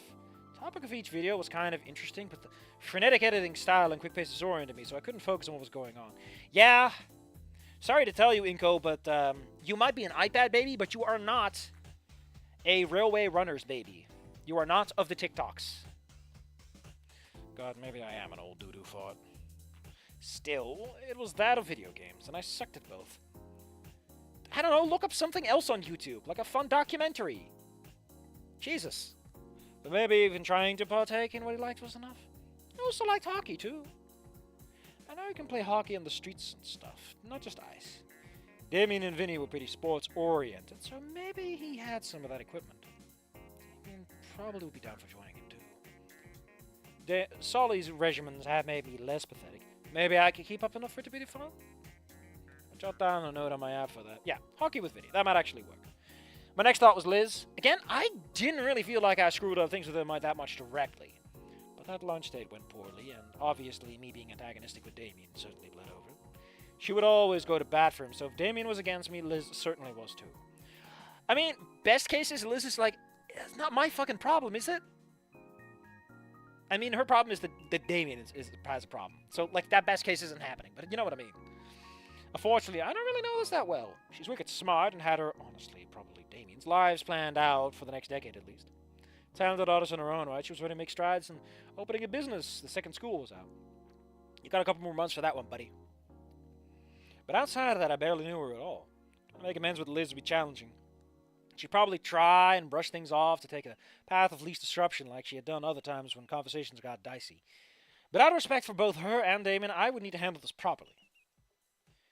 But, without a clue on how to broach things, I resolved to tackle the Liz topic once me and Damien had our talk, however that shook out. If I couldn't sort things out with Damien, then Liz would need to be permanently off the table anyways. Yeah, take it one at a time, buddy. It was a bleak thought, but I couldn't do anything about it now, so I let my thoughts trudge on. Next will be Sophia. Going off of what Randy said, she probably would be fairly receptive to me trying to make it right. It also sounded like she was angrier at me than he was, justifiably. I couldn't really think of any olive branches I could extend with her, either outside of maybe some kind of fashion of help around the house. But even if any mostly took care of that anyway. All I could really do was wait for an opportunity to talk with her like I had with Randy and hope for the best. My brilliant let's fix my screw ups plan so far was a lot of shrugging and hoping for the best. I mean, it's really dependent on other people, Inco. That's just how it goes when you know shit about people. I wasn't surprised by it. It was still a little frustrating that I couldn't figure out much in the way of concrete ways to make amends. I wasn't worried about my side of things anyway. If Vinny or Liz or Sophia hated me until the end of time, that was fine with me as long as I gave them some level of peace of mind. I also needed to confront Mr. Ferris at some point. He wasn't exactly part of the equation, per se, but my My actions certainly made his life harder than they should have. And burdened him greatly at the formal. He was a kind person, and I'm sure he felt awful about the things. About me forcing him into hurting Damien. Again, other ideas than just talking things out, which I added to my notes. Kept my train of thought chugging along for who we'd been eating work with and landed on Ben and Mia. My mouth reflexively curved into a sneer. God, I was so stupid. Why did the two of them doormat me as they screwed me? As they used me to screw with Olivia. Should have been the first line of defense for her. In not putting up with her bullshit, but time after time I handed her to them on a silver platter. Angrily scrawled, fuck Ben and Mia into my notes, before circling the words in a huff. Why can't he just do this on the fucking pen and paper, and just keep it around for fun? You can give him a fucking prop, I don't know. Yeah, that's, I don't know, it's like they put the note app, they give him an app with a stylus, just so they could keep the fucking thing, but it's like, just give him the notepad. Make the notepad the literal, physical representation of the ball and chain he has to carry because of the accident. I don't know, works a hell of a lot fucking better than using it and then giving him the fucking phone. You had a metaphor, an allegory, right there. You blew it. You fucking clown. Your editor would say, what are you doing? That's why you don't get an editor, because they yell at you a lot. I mean, most of them are probably, you know, they'll try to figure you out if they care, and they'll work on your level, but you know what I mean. I let my heart rate go back down before looking at the words. Sure, they deserve that, but it wasn't helpful. Mia sucked, full stop. She was probably one of the most spiteful, hurtful, broken individuals I'd ever met. But Ben? Ben was baffling to me. He always seemed like a good guy, but was willing to throw absolutely everyone under the bus for Mia. Literally everyone. But he was also somehow too spineless to stand up to her? Was Ben just me of a different flavor? Did he even notice it? Well, there was also what had transpired between him and Olivia in the past. I never got a full picture of it, but I come to the conclusion through my hours of introspection that I profoundly missed the big picture about their dynamic. I sighed and erased my angry etchings and then wrote, "Talk to Ben." I had no idea how it was going to go. I didn't think he'd refuse me. And if he did, I would lean into Mr. Ferris and Principal Scaler. I wasn't going to let him toss me under the bus again if the outcome harmed anyone else. My mind drifted back to meeting Principal Scaler about the Mia incident, when she just trashed me in the hallway. Ben had thrown me under the bus then too, but he was only partially to blame. I didn't just let it happen. I crawled my way under the bus and waited for him and Mia to hit the gas! I had figured out the easiest course of action at the time, and even looking back, I was right. I was the easiest course of action. It was also definitely the wrong one. Indirectly, it further harmed Olivia and emboldened Ben and Mia. So no. No more buses. Fuck buses. Ben and I would have a talk one way or another.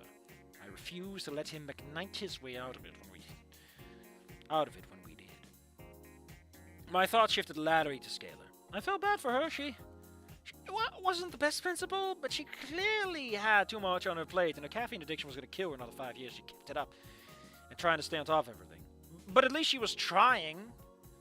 Rather than just seeking her Ferris out, I just let things go until destroy the winter formal. She was a victim of my stupidity as well. Okay, alright. Ferris and Scaler need talking to as well. Noted. Oh boy! I mean, to be honest, a good title works like that sometimes, you know? A good title is a vibe check for your story. It finally brought me back around to the star of the tragedy of St. Hammond's, Olivia. My poor girl. Well, we probably weren't dating anymore, admittedly. That thought caused my chest to hurt. But it was well more than deserved. I like how Olivia is the last fucking part of the story. So, I wonder if this is the order in which things are going to resolve in the plot. Which isn't a bad idea, truth be told. I mean, it's a bit on the nose, but fuck it, man. Go for it. My problem is when you repeat the same fucking concept 12 times. Like I'm stupid. Laying things out is fine. Setting expectations, great. And then you can mix it up a little midway through when people get comfortable, you know? Give them the old banana slammer. Well, we're probably not dating anymore, admittedly. That thought caused my chest to hurt, but it was well more than deserved. I would like to say it was possible for us to try and repair things and, if not get back to how they were before, move on better and stronger. But by every account, she was in a bad way, and it was ultimately my fault. I pushed her back into a shell after all. Even if she never wanted to talk to me again, it was only the right thing to do to help. The only right thing to do was to help her get better. Even if it cost me everything else, Olivia deserved it. She had suffered more than anyone else I knew before I even met her. She didn't need me to continue to be an anchor around her. She needed support, and I would give it to her. The problem was how. According to Randy, she was completely cut off from everyone now, only going out when everyone else was asleep. Her room was apparently a wreck. Felt sickened at the idea, but she lashed out before. She destroyed her sketchbooks when I found her in the rain. She blotted out the window in her room when she was feeling awful. She destroyed Vin's macaroni art. Unfortunately, the violent defenses of Fortress Olivia were accurate and lethal. Randy had said that she was the one that screamed for help when I took the fall for her. But I wouldn't be surprised if her remaining care for me stopped at "didn't want you dead," which is entirely fair. Unfortunately, I didn't know where to go from here. It was weeks of a slow burn train wreck added nothing but facilitate, destroying the last shreds of joy and hope she had left before nearly dying in her arms to make up for the accident I had caused. For an accident I had caused. My options with Olivia were by far the thinnest, and yet, even though Randy said that they all had failed, I worked through the last few weeks of what had happened to get us there in my mind, and I realized unfortunately that our best in with Olivia was still me. I'm sorry, Olivia, that's really sad in a way. I sat there, mulling things over for who knows how long. It was nighttime by now. No one else visited for the rest of the day. Doesn't surprise me. Even if Randy had largely forgiven me, no doubt the truth about the formula stretched his patience, and he needed some time away from me. Damien had replied back a "we'll let you know," which was ominously vague, but at least he responded. I contacted Ferris and the Scaler, but I didn't have a way to text them, and without my ability to speak properly, a call would go nowhere, so I would need to tackle that through one of the grapevines tomorrow. Probably gotten bored of letting the wheels of my mind spin without getting anywhere, and had started idly doodling in the notes app with my stylus. And I didn't really help or anything, but it certainly gave my mind something to chew that wasn't letting me with my screw-ups for the first time since Fictioner, so that was nice. I mean, like, again, the pad can be that repair. There's a perfectly good metaphor you are throwing in the literal garbage bag, my man. Also, I just want to point this out, but apparently you can draw with your finger as good with a fucking pen, and I will not hear this. This author, we are stopping if he ever fucking calls out, "Oh, you know, with a stylus it's better than with a finger." Fuck off. I've seen people use their finger, and it's like, yes, I like a stylus, but damn. Art really is a matter of making what you got instead of what you got says what you make. Or something. I don't know. I'm not that smart. I was still really bad at art. Like, wow. Let's go back to the doodles I made. A sketch of Olivia. Looked like a fish with legs. I tried Damien, but that looked like a fish. On its spines. There's Liz. Well, she turned out pretty alright, mostly because it was a stick figure body with a ludicrously long neck. So it was impossible to mistake it for anyone but her. I actually finished that one when I finished that one, I actually managed to eke a chuckle out of myself. I'll show it to her later if our talk goes well. Then I had a thought. Maybe it was a stupid one, was probably the best chance I had. I thought back to what Randy said when he departed the day for me. I know she was doing well, I know he's got to make it up for us. How? Oh god, we're almost there. I opened Olivia's contact on my phone and brought up the text message history. I scrolled through memory lane, so many happy memories flooded back to me. So many silly sketches she did of Gus doing absurd non-rat things, or characters from animes she liked to watch. I wondered how Olivia did those doodles on her phone. Did she just use her claw to sketch like she did in class? I hadn't really thought about it. It made me slightly angry at myself. So much about her I didn't know. There was so much about Olivia I didn't know. Oh, come on, just say there's so much Olivia I don't know. Come on, man, be a little exciting. I never really attempted to get to know her until circumstances dumped us into a relationship. I don't regret it at all, of course. It was the happiest I'd ever been. And until things started falling apart, I think it was the same for her. But looking back, I was a terrible boyfriend. Beyond that, I was also a terrible friend. So maybe that was the starting point. Try being a good friend first and foremost. Getting to know her properly. My plans, such as they were with everyone else, had circled around to try and find common ground I could engage with them on. An olive branch that could be extended so we could meet on difficult problems as equals. I was frustrated to say that I didn't really have much for Olivia in that regard either. But I didn't have nothing. I tapped to start a new message. And clicked the little add file button on the message and opened the Notes app. It was crude, it was sad, it was ugly. But it was a picture of Guts giving a thumbs up. Olivia's favorite anime is Berserk. Huh? I mean, fair enough. I heard it's good, so fair enough. I attached it and added a text. Hey, just to let you know, I'm alright. Text me when you can. I mean, like, I get it, Inco, but on conversations like this, you should probably not open with something that is selfishly oriented and something goofy like us. Like, you want to warm her up a little with a couple of messages and then put in Guts and then put in that you're fine. You know, be a bit more dismissive, because at this moment, I don't know, actually, I don't know what you would want to hear. I guess that's the point of the fucking story now, ain't it? It wasn't much, but at least it was an attempt at something. After it was sent, I worried it was too casual, too friendly for me, unpleasant, or too friendly for the unpleasant waters we now found ourselves in. Randy said she did want to know if I was okay. That was the important part. I wasn't dead, and I wasn't mad at her. Everything else we could just play by ear. To my surprise, the message was marked as read quite quickly.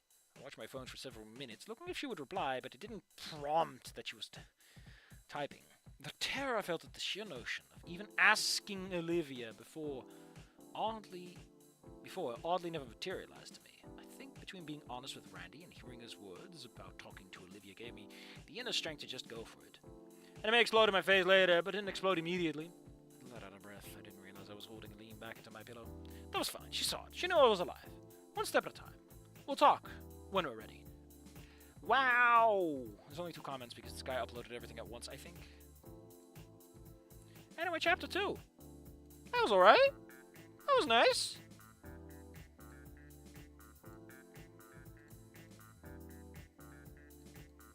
Yeah, that was nice. So, Scary Dave, are you still around? Otherwise, we're going to keep those links on ice for a while.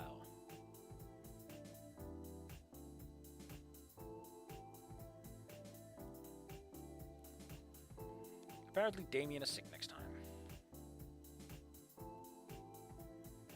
Man, it is really oddly nice to read a story that is doesn't do the double line thing, which apparently, whatever. Okay, cool. Scary Dave's still around, so we can do this. Ah! I hate it when I make a mistake. First off, let's put on something a bit zestier.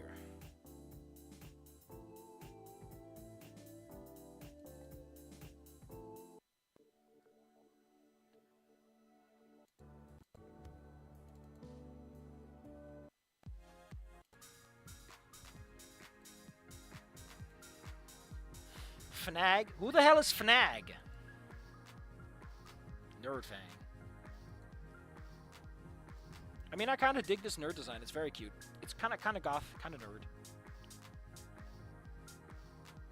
Holy shit, Snoot Game scene in my own style. Damn, that looks great though.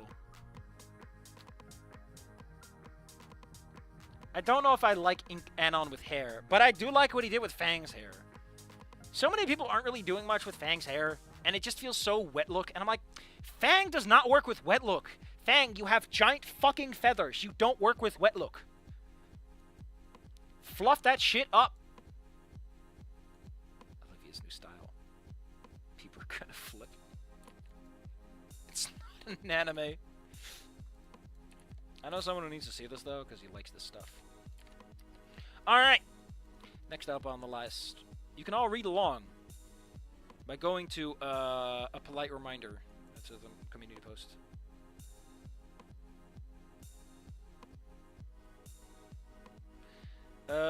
Is this the one that I already read? Because I already read something.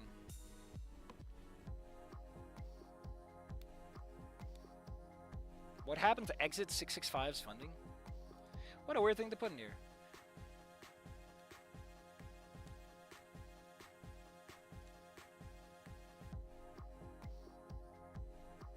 Yeah, I think I already read this.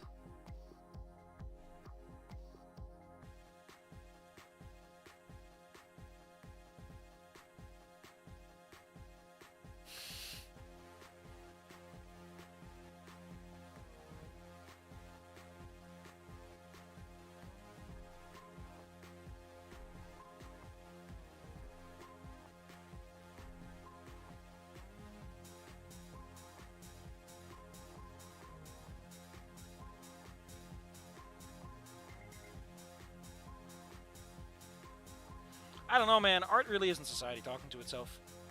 I understand that you can think about it like that, but that's not true. Art is a person talking. And I guess you could say that that's society because we're part of a society.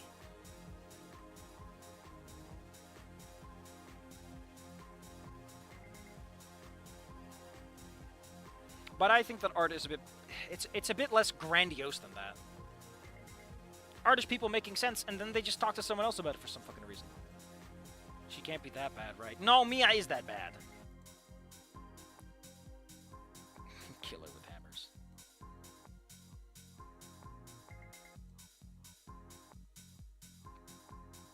Holy shit, that is just human reading Fang. Even have the colors too.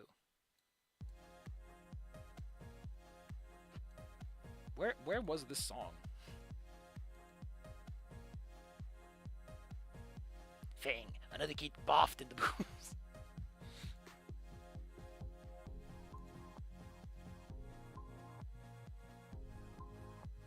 Dude, I'm sick. That means you have to buy me candy. That's like boyfriend rule number 1.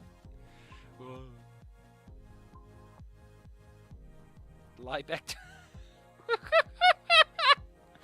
What the fuck? Ah!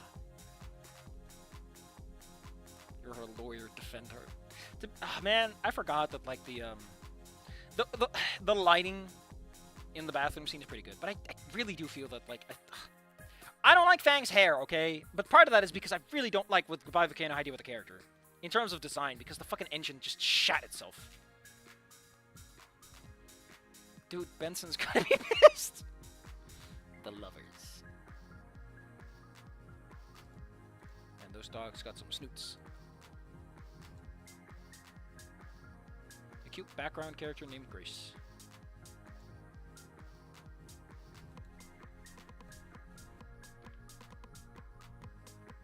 Dang. You know what's really weird? All this stuff, this is what I needed. This is what's gonna get me back to writing. And I think I know what I'm gonna put the work into.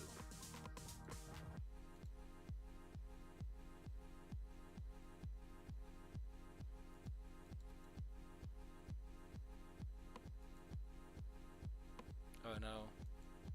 Ripley, you can't murder a child!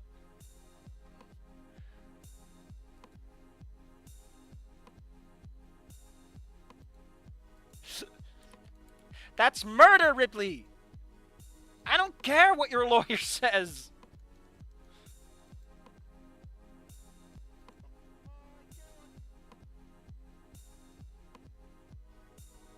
Femso who paints when she feels like it, and even if she says she's very sweet sometimes. Mine is hot.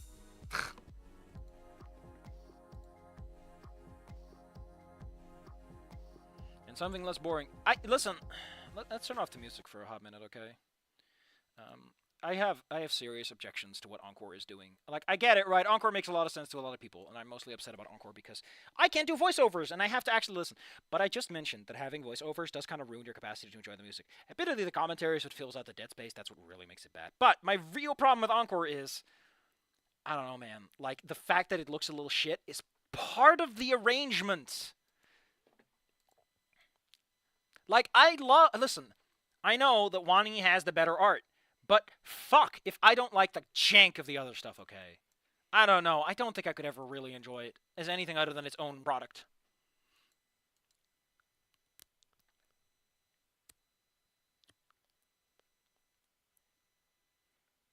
Dude, how the fuck do you have this as a list? Katawa Sojo, Undertale, Night in the Woods, Snoot Game, and then Wani? How is that your list? Those are so far apart from each other. Ooh, that's impressive though. Is that a fucking Olivia pyramid? Also, that Snoot Game cover is interesting. I don't know if it works though, because it doesn't really capture what the game's about. Sorry to tell you, Luigi.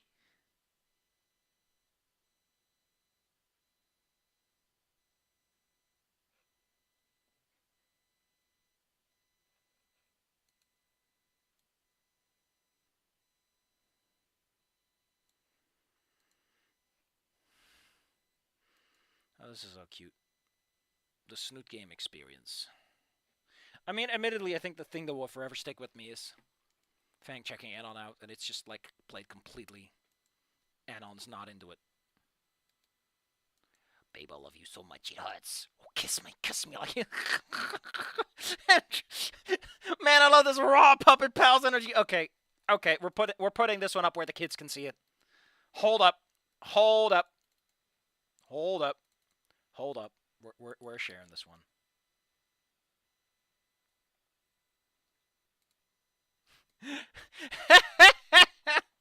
I love this raw puppet pals energy. Yeah. Also, how about listen, I need to have this chit chat. Okay, I need to lay this down. One big problem I have with Promise of a Lifetime is that it continuously hams on the idea that, oh, Fang, you look so feminine now. Fang does not dress androgynous or masculine at all. The only reason she looks, they look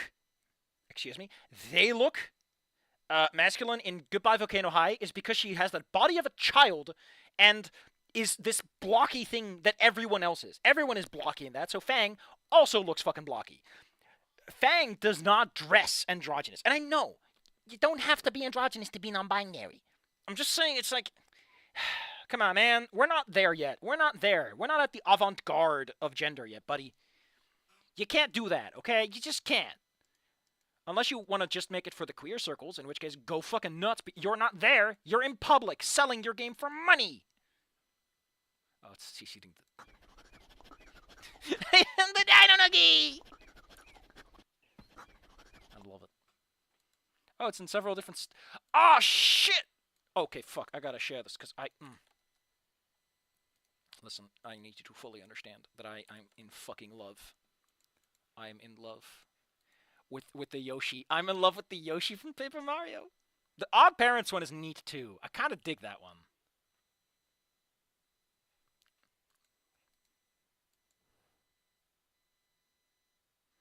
Lunara is underappreciated, but that's because she only gets to be a jobber. Mechanically speaking. She's fictional. You cannot marry her. Oh. It's spherical.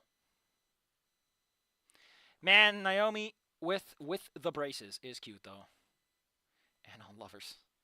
Let's ship Anon with literally everyone! You can't ship one man with everyone. You just can't. I like how Reed Stan are like, yeah, I just showed up to the shoot. I don't even know what's going on, man. Oh, I love how Mo's arms are little. That's cute. That's cute. And I'll make friends with everyone. Come on, Brain, play that dream. I'm with her. I know. I remember. I rarely have dreams like that. Olivia, okay, I figured out how to mold you into the perfect boyfriend. On the table with you. Here's a copy of Ulysses in my hand. It's what? Get ready to have opinions. That just does not look like a good place to hang out. The cat is on that man's head. Incredible. Why is this all in the recording? Because I have too much going on with my life, really. Ending 3.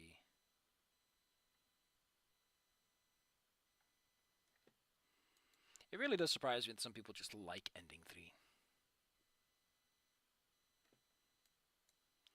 But then again, you can't argue taste. Well, Encore is too saturated. Sliquidator. That's a fair opinion, you know? It's just too slick for me. I'll probably play it on primarily to refresh myself on the story, but also because I want to talk about it. And then when I'm done talking, we'll just sit there and look. They're the same picture. Between this Minecraft Fang and what? My Fang Minecraft skin. My Elytra. Each runner goes Voices of the Void, the misadventures and events. Goes to character fixing stuff. I mean, that'd be cute. That'd be an interesting story, an idea. Maybe later, but I have. Listen, I really want to get Ophinia and the Shalonians and the Commonality and fucking Mindjammer out of my head. So the next thing I'm gonna write is almost certainly going to be that one with Inco because it is the most well hatched idea, I guess you could call it. And maybe I'm gonna go back to Near Olivia. I don't know. I've kind of revitalized my spirit on that a little. I might revitalize more if I play fucking Near again.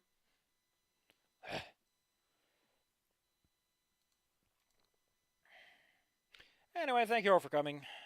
Are we doing another stream tomorrow? You tell me, kids. Are we doing another one tomorrow? Are we taking it nice and easy? I'm okay with taking it nice and easy.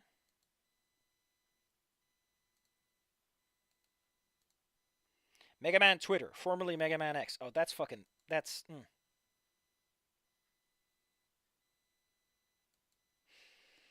To you.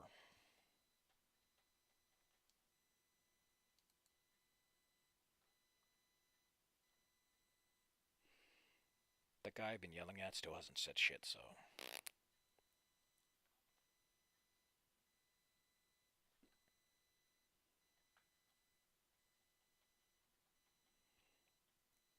Oh, shit.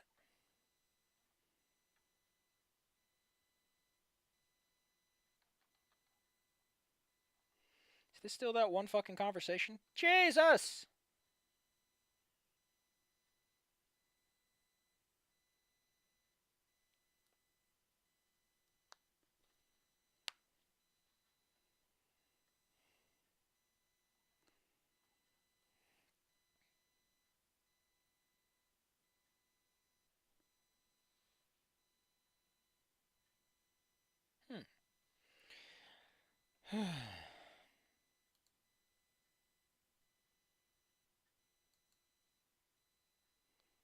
What the fuck is this city? Why are its locations so notable?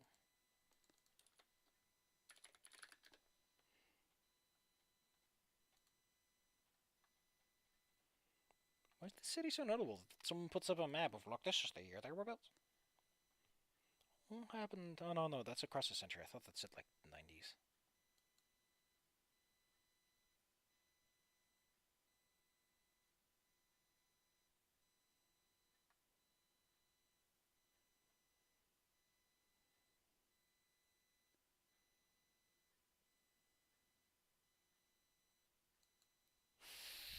Jesus.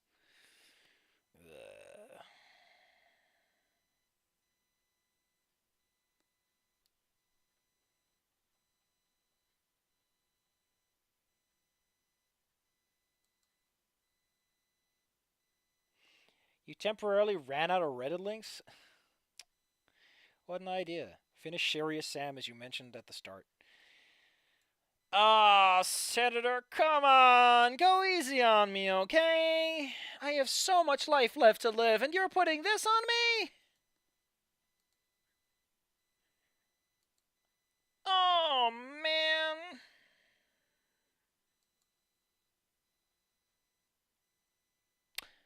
Well, I mean... Where am I even with Serious Sam? That's a fucking question and a half. Did I even stream that on YouTube? No, this is BFE.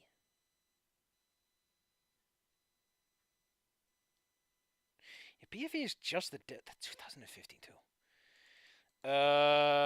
Okay.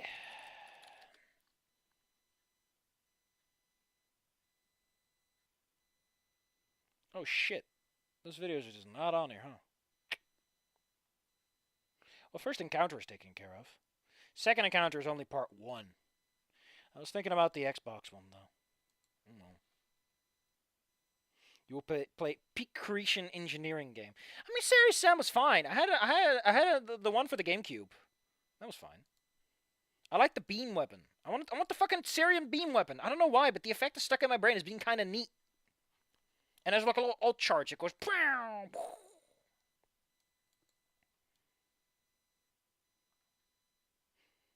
In the words of a wise Italian, though, I'm tired.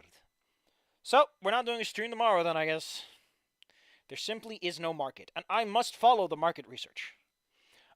Unlike a certain publisher who just puts out fucking Concord.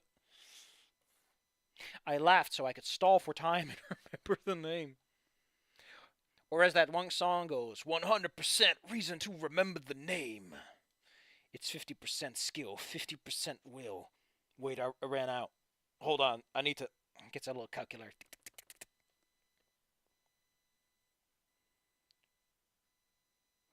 Mom? Holy shit. We're gonna see Inco's parents tomorrow?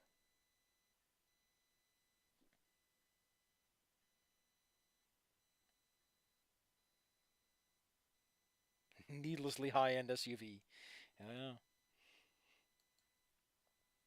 It's like a best FES ever made. Oh, hold on. Let's see what I have in my. Oh, there's also the random encounter. I don't even know what the fuck that is. I have Serious Sam 2. I have Serious Sam HD, the second encounter. Oh, there's Fusion. There's Serious Sam Fusion, which I think combines everything in one big engine. I think that's where I continued. I think. Double D XXL. Oh, man, remember when that was how people did it? Yeah, I think it's second encounter. No, that doesn't make any sense. Seth, we need to. Where do you own the supposed game, Safi? It's Serious Sam 2. That's what I'm thinking of. That the naming of this series is not great. Okay, it's Serious Sam 2. That has the that's the Xbox one that I'm thinking of. I stopped that LP, by the way. That stopped dead in its tracks because I saved myself with like 2 HP and I was about to get killed. And I was like, I have no other saves and I'm not in the mood. I guess we can go to Fusion and do second encounter. Maybe, I don't know. Listen, we'll see where I am tomorrow. We'll see where I am tomorrow. How far in am I? Would I even be able to figure this the fuck out? Did I play this on the new one? I think this played on the new one. How would I fucking know? Didn't I beat this game already though? If there's anyone here, I might go for another one. This feels like I feel like I already beat this. Like I don't even know. I'm very confused right now. I don't know. This confusion is not helping me. So I'm just gonna say good night and have a fun weekend. We'll see where the hell we are later. I kind of want to yell at people, but let's ignore that.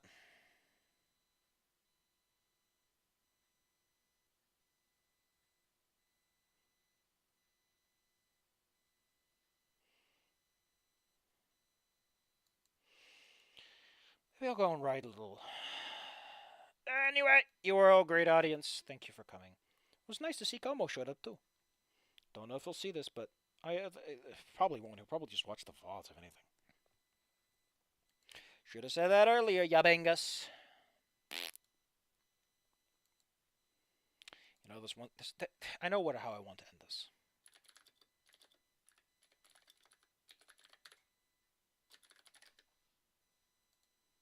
I want this sound. I want this particular, very specific sound. Thank you. Thank you very much.